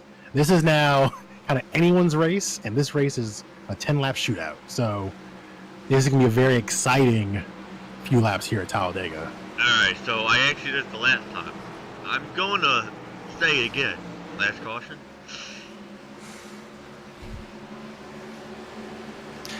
This will be the last caution. I'll go ahead and go on and let me say it. This one, alright. I Pace still car think goes on the there's one more. Okay, well, we'll see what happens. Coming to 10 laps to go when the leaders take the line. Waiting for the restart here. Watching Eric Green there in the 4-1-1 machine. Keeping that field nice and tight. And we're back green here. Everyone kind of a little closer together than we saw in the last 2 restarts, but everyone's starting to get settled in, and we're going to start seeing some action here on the track as we see, we're looking at these numbers right, the 888 and the 77 working together. Got the 411 on the inside, got a car coming to help him, and maybe another one there with that black Monster Energy machine, not far behind. Like Eric said, the 887 and 888 probably going to work together, but we'll have to see. I mean, that's what's going to happen. Like I said, it's about positioning yourself with your teammates here, and that's what we're going to see. Like, people start working with their teammates here as we see the 69 out there swinging to the outside, looking to try and get that third line going already. No one there just yet, so might have to slip back in line as he does and kind of wait things out. See what the 111, the 411 does there. He's going to switch to the outside here. Haven't seen him up there in a while. The 77 behind him. Nose to tail with the 77. He has a few cars on his inside, about 4 cars working with him, like working against him, going into turns 1 and 2. Now, this is interesting. the Brad You say that Neer- word a lot, by the way. Brad Neer and Brandon Bolger are nose to tail. Probably the worst case scenario for Eric Green right now, as he has a huge push from the 77 on the outside. There's no such thing as going easy on the pushes right now. It's like you've had 60 laps to practice taking a push from X driver. Now you need to just gear up and accept these pushes. And that's what you're seeing here as we see the 888 out front, the 411 trying to get the outside line going. Only 2 cars with him, about 2 car gap on the high side to the next car in that line. And there's 4 cars there, so those cars can group up at 25 to 69. 2 proven cars that work the high side. Maybe we can see that outside line get a little stronger here. It just looks like they're very hard to beat on the bottom. And you have also Jeffrey Meyer on the bottom, who's pretty strong too, going from the back to the front, to the back to the front. So he's made his way back up the front, trying to see exactly what he can do in the race. But we definitely know 2 guys that are gonna work together. So we gotta. Everybody else has to pair up and get a big group together. And we're seeing that flirting with 3 wide. Everyone's flirting with that 3 wide, like testing the waters each time. We're seeing the 25 to 69 working together. So that, notice the outside line is getting closer, creeping closer every so often, getting us a hair closer there. I see a little bit of a breakaway, a little break off there for the 99 of Kevin Foster. Everyone's getting settled in. Now those cars are wound up. The lines are kind of chugging along at their usual pace. So now we're going to start seeing that pushback. The outside line pushing back on the inside, kind of trying to keep things level as they go through these corners. And remember, the 411 is a proven leader when it comes to handling drafts, handling pushes if we saw him on the low side. And clearly those skills are translating to the high side here as we go through turns 3 and 4. He has a chance to clear, and he does clear. Now, this is the point of the race, or the run, I should say. They have to land. Oh! We got Big Junk. Big Junk. Hard hit for the for the 411 there. He had just got settled in on the inside. What happened there? That See, is... like he just drifted up there, like he was maybe trying to switch lanes or catch that line there coming off the banking. His went up there, went high. The 77 was still there, and it's hard into the wall. Collected the 77 there. Surprised I didn't collect more cars. Looked like the looking at the camera work here. Bear with me. Caught a couple cars there. I think the 25 may have gotten clipped by that a little bit because he was kind of just skating by it. I could be wrong. Yeah, his back got clipped there by the 77 as it came off the 411 there. No, if he came up. Oh man, that's just. Base car ending 3 checking up. I mean, that was a situation from my perspective. Maybe he was trying to kind of protect that line and shut down his movement a little bit, and he came up and just kind of collected each other, I guess you would say. But right now, 6 laps to go. That was just one of those very common situations here at Talladega where you just kind of run out of that real estate here. I'll look at it one more time. So I'm watching again as we get all gridded up here. So watching the 411, he just kind of like they made contact somehow. I don't know if the 411 maybe came up. Looks more like he drifted up just, and from my perspective, like maybe he drifted up just a little. Then did Neto grab him? Yeah, because the outside line, they're going to run as low as they can, but also be the outside line. So there's really not a lot of room there for those drivers to move around and to budge. So that could have been very much a kind of net Cody situation that just kind of magnet hooked him into that 77 and created that situation there. And he's got about, I'd say, 3 cars involved. I'm going to have to relay the information to all the guys. All right. Alright guys, after reviewing several times on the incident, Eric Green did come up by inches until Netco decided to grab him. Unfortunate because everybody was racing pretty hard and pretty good. I'm gonna just leave that alone, but just side drafting, that is fine and Netco grabbed him.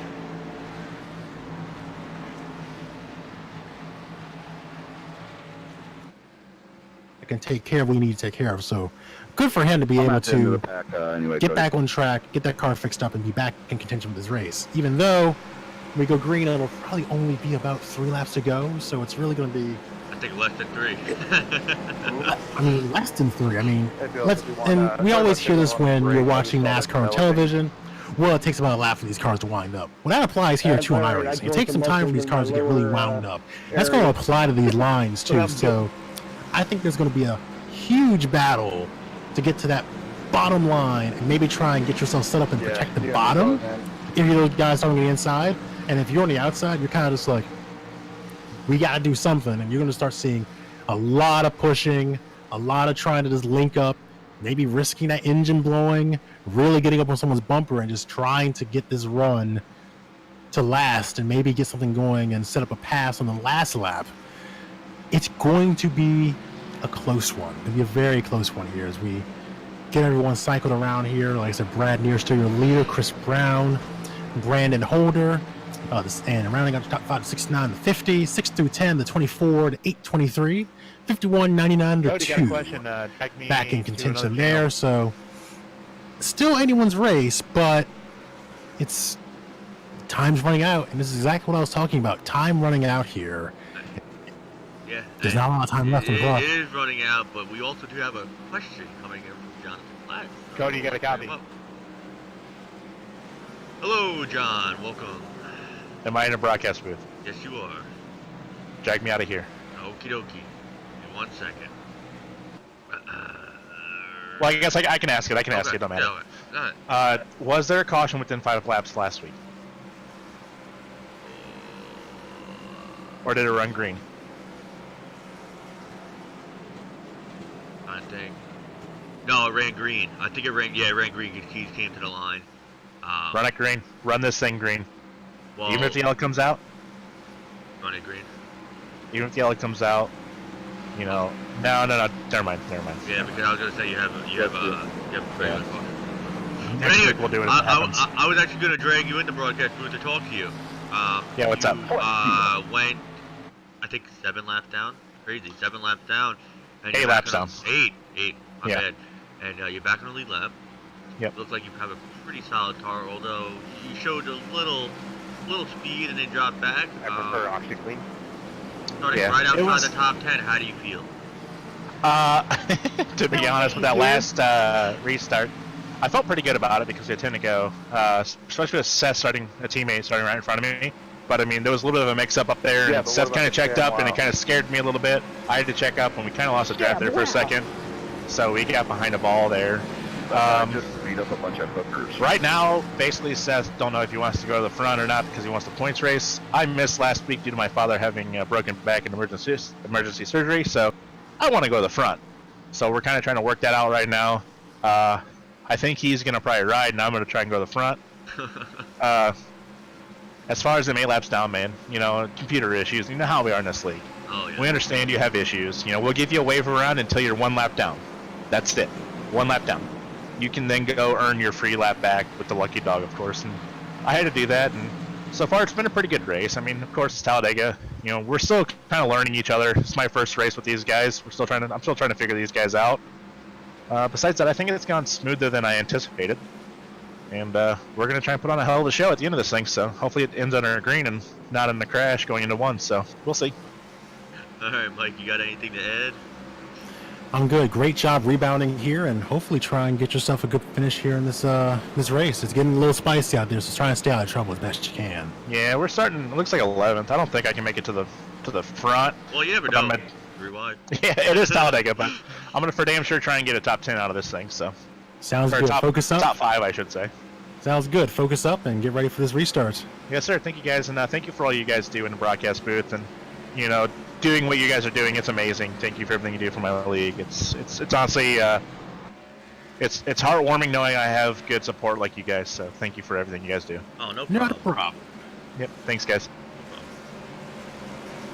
All right, so we're getting ready for the restart here. Under 5 laps to go, 3 laps to go. So actually, it'll be 2 laps to go when we go green. So green, white, checker finish, or just do I go ahead and throw the yellow on the track now and just say? Oh man, I don't know. Well, John said he wants to go get a top 5, so I kind of can't throw the yellow now. Like, man, this is gonna be, as you would say, interesting. There is no business picking up here. Business has picked up. Business is booming, and hopefully it doesn't end in someone's race ending in boom. That's where we are at this point. We're gonna see how things shake out, but whew, this has been an intense race. I think it had a lot of great green flag runs, but again, the nature of Talladega is a game of inches and millimeters and such fine measurements of room on this track, and that's how a lot of these incidents have occurred. Just running out of room on the track, battling from the same position, moving up to stop a run on another line. It's a battle of inches, and that's what this race is going to come down to, and how efficiently these drivers can take on the challenge of making an inch turn into a mile that earns them a win on Talladega Superspeedway, 2.66 miles. These drivers are only just over 6 miles or so, just under 6 miles away from possibly winning here at Talladega. This race has been quite the interesting one, and we're gearing up for what likely will be the final restart of this race. Pace cars below the yellow line, field under the control of the 888 of Brad Neer. Hoping this is the final restart here. I'm sure he's hoping for the same thing and hope that he's number one in that situation. It is the final restart. Well, he is in the seat that he wants to be in if this race is over, so he's going to try and protect that lead as we get ready to go back green here at Talladega. Great start by the bottom line. Those 8 cars, they worked very well together. They got nose to tail, that 888 and the 887 out front, 1-2 right now. Single file, about 4 cars, and they start getting a little more racy back there. Bear with me 1 second, get my cameras just right. So looking at this field right now, we normally see everyone kind of bunch up a little more, probably toward turns 3 and 4, but they've really thinned out here. So I don't know if they're trying to lay back to set something up, but time's running out, so got to make something happen. We see a couple cars there on the outside there. Looking at the it's a little dark here because the clouds are rolling in a bit. Looks like that's Jeffrey Meyer there in the 50 working his way on the outside with that Corey Blevins behind him. The guys have been working together all and look at who's back at the front again. The 25 and the 69. They're working that middle line there. Now that 25 has some damage, but I don't think this 69 cares as the caution comes out as we lost. We're gonna have to go back and look at the finish. That's a shame. Caution came out right as they were crossing the line, but that was gonna be a hell of a finish. I did not receive any contact. Yeah, from hitting you, that Kevin. sucks that they were that code ordeal, but that 69 card and the 25 and even the 24 working with the 50. They were coming and they were about to just start roaring through turns 1 and 2. They were looking very stout as they were lining up there, even with the damage on the 25. He was looking extremely fast. Like, I think in this league, at least as a first-time commentator here, people need to be watching out for the 69 there. He is a threat in that car. Maybe that's different when they go to the different cars here, but at least in these Xfinity machines, he is fast. He was... The way he worked his way through that field and was setting up for that run, particularly working with a car that had that damage, whatever he was doing, it was working. And had this race stayed green, we might have had a different top 5 because that field was roaring down the backstretch. Definitely. I'm sorry, roaring on the front stretch, and they would have been probably side by side with them going through the middle of turns 1 and 2. They were looking very strong there, but great showing by everyone. Let's go and give credit where credit's due. The 888 in the right place at the right time when that restart, solid restart, able to get his teammates right behind him, and the 887.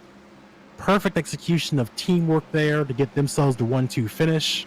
Solid run. Chris Brown, the 69, the 50 round of the top 5, and waiting for the scoring. Just congratulations to Brad Neer on the win at Talladega in the Xfinity Series.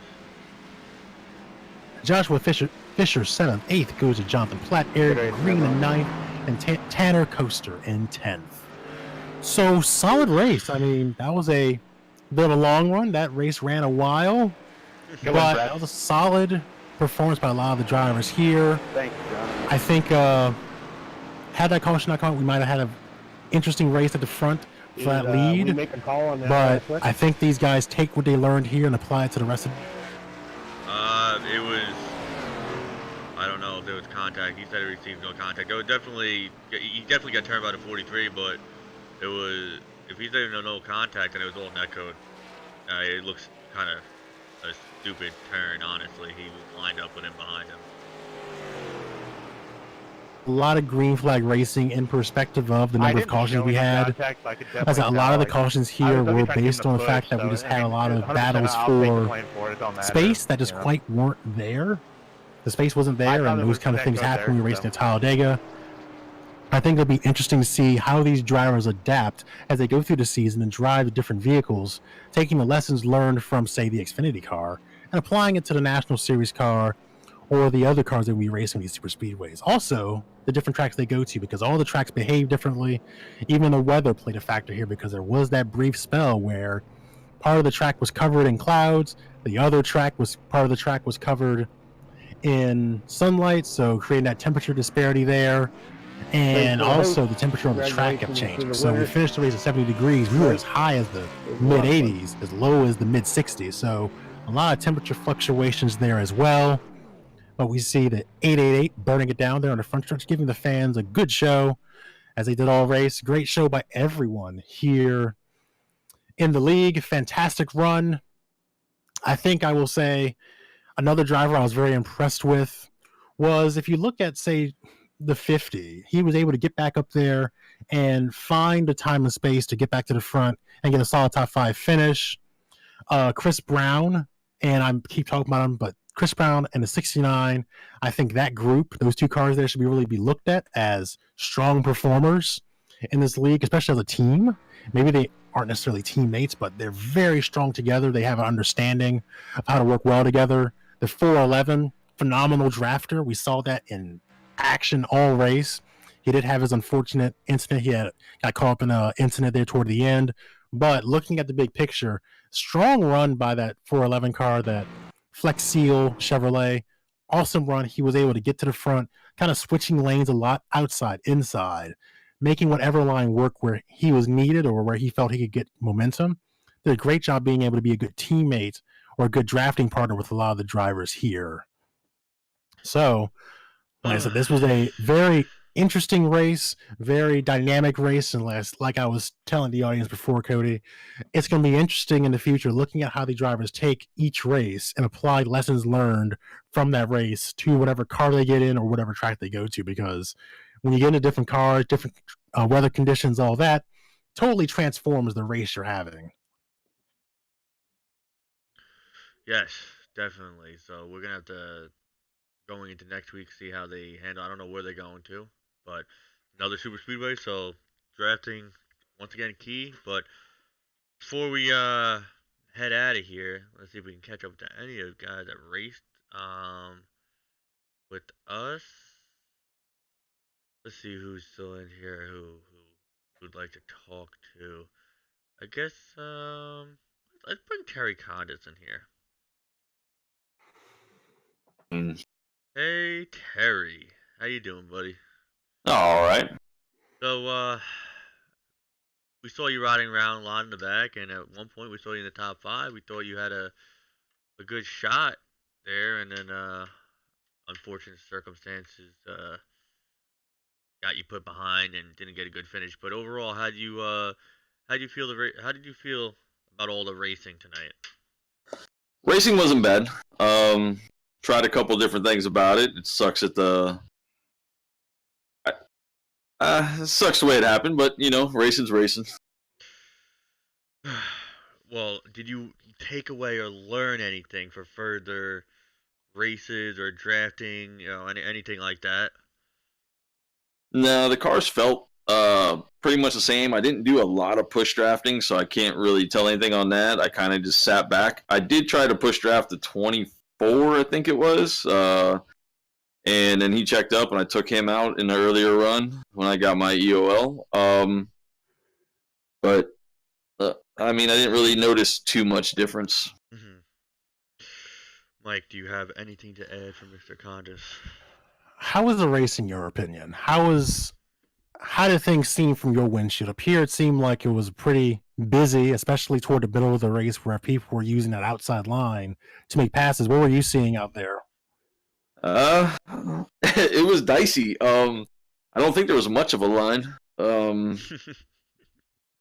I don't know how well I was doing either when I was fighting up there with the first and seconds. I was doing the best I could, but from what I could tell, it was dicey, dude. You would have anywhere from 3 foot down to an inch. It looked like of actual playtime.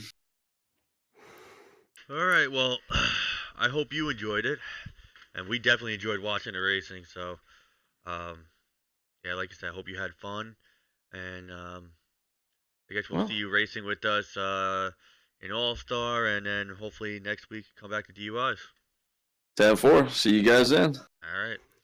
All right, bye. All right. Anybody else while we have a chance? I don't know. That's pretty much. Well, we got Jeffrey. We got Matt. You want to talk to Matt? Let's bring Matt in here. Okay. And well, I guess we're going to wrap it there. Hey, Matt, you got a copy? Matt. I'm here, buddy. How you doing? First doing time good. ever talking to you, so I just want to say we definitely picked you to be the favorite tonight. Fortunately, it didn't work out in your favor, but you were definitely strong when it counted, and almost got it done. So I want to just ask you, how do you think the racing was, and did you feel like you were one of the cars to beat? I mean, just coming into a new league, I know a couple of these guys just from running with them at a couple other leagues, so I knew it was going to be some good racing. Honestly, didn't expect myself to be up in the front that much, but me and Chris Brown, we had a plan, and we were just working together to get through there. And definitely feel like we had the car to beat tonight, and unfortunately that last caution stopped me and Chris from pushing through there to get 1-2, but it's racing, it's what happens. Yeah, I was going to bring that up. I mean, you guys were almost the Pied Pipers of that outside line. You would be able to bring cars so well to the front whenever you felt like it. So how did it feel to be kind of the leaders of that outside line and really make that line move? It was definitely nice, especially being able to pick the lanes. It was huge, just having Chris be able to stick to my bumper no matter where I was on the start and where he was. And then just knowing that me and him can hold lines together and side draft well enough to get everyone behind us, and just thankful that those guys did stay behind us and we were able to push up how we did. All right, well, definitely a good show you put on for us, and unfortunate you didn't get to seal the deal, but definitely did a great enough job to get our attention. So hopefully you'll come back next week and race with these boys again, and I'll definitely enjoy watching you race through the field. Yeah, we'll be back for sure. It was a lot of fun out there, and thank you guys for everything you do. Oh, no problem. Have a No good problem. one. Solid run. Have a good one, guys. All right, Mike. So, man, another day, another broadcast. Absolutely. That was a good race. That was some good racing there. That was definitely. I appreciate everybody that came and gonna watch, and when it gets published and everything. So, I really do appreciate it. Just give Cody, one more interview. One more interview. We got one more. Who is we interviewing? You? Yes? John? You? No, Chris Brown. Chris Brown. All right, well, let's bring Chris Brown in here real quick. Chris Brown. Got a copy? Yes, sir. I got you. All right, so we just spoke with Matt, and we said how he was probably one of the more dominant cars, but obviously he had probably the biggest help from you all race. So I want to say both you guys were pretty dominant. How do you think your race was, and how did you really think that you guys were the two cars to beat? Yeah, I thought that we were probably 2 of 4 cars that were going to be up there. I really thought we had a shot there at the end, but just didn't kind of work out. I guess we would have had a bigger run, but some guys left from behind us and kind of just left us 2 together, but we ended up getting back up there anyways. But that caution was real unfortunate. Yeah, I was going to bring up, like I talked to Matt, you guys seem like the Pied Pipers of the outside line. You guys were so strong working together on the outside line, and you brought people with you. How did it feel to kind of be able to raise the flag of the outside line and say, we're going to the front. If you want to go, come with us. How do you feel to have that leadership? It's always good to be in that position to have guys wanting to roll with you. Just wish we would have had more time there at the end. That caution really sucked. Yeah, we saw you guys 3 wide, 2 by 2 by 2, and it was really going to be shaping up for a good finish. Unfortunately, like we said, the mat didn't work out that way. You guys are definitely hard to beat, and we had definitely had our eye on you guys all race. You guys were up there and very hard to pass, definitely, when you guys were up front. But appreciate you guys coming out and racing DUIs. Hopefully see you guys next week, and maybe we'll have to watch you guys again run through the field and lead a bunch of laps. Yeah, I was just talking to Matt. We'll both be here next week. Appreciate you guys broadcasting, and appreciate John putting on the. Oh yeah, no problem. We'll be excited to see you guys next week, and thank you guys for coming out. Yep. See you next week. Sounds good. Great race. All right. So now that was our last interview, so last minute interview. So we got that in there. Another solid week, solid race. Everything's going well. And John, I want to thank you. I know you're still in here. Thank you for hosting the league, and thank you for letting us do this. It was No, man. The pleasure's mine. I want to thank you guys. If it wasn't for you guys, we wouldn't be out there being broadcasted. This is all on you. This is 100% you guys. Thank you for everything you two do. Oh, no problem. Not a problem. It's fun. I find more enjoyment of watching races and just seeing all the battles out there and how things turn out. It sucks at the end that caution came, but hey, it's racing. Yeah, I mean, netcode sucks, but we're online racing. We're e-racers here. It happens. Besides that, man, I understand, and we probably ran a third of this race under cautions, but we're all still new to each other. We're still all trying to race this thing out, and it'll get better. And thank you guys for all you do. Yeah, no problem. So thank you for having us. Anybody that's watching, follow DUIs and Dingers on Facebook. They got I believe a group. Yes, the group. Yes, they don't have a page. They got a group. And we also we do have they do have a Discord too, and you can find us on iRacing if you guys have iRacing, DUIs and Dingers for the league. Send an application in, and try them out. Great drivers and a great group of people. But I appreciate everybody watching, and just give us I guess whatever it is, a follow or whatever on Twitch. I don't even know what it is. Just keep watching. That's all I'm saying. I also want to throw it out there with our sister league, with you guys and All Star. Like, you guys want to come and just race with us. Go race with All Star too, man. Great group of guys. A lot of guys from DUI and All Star all race together. Let's fill both these leagues up. Let's have a lot of fun. Well, I appreciate that. But yes, my league too. But all tonight about DUIs, so it was fun watching you guys. Great racing.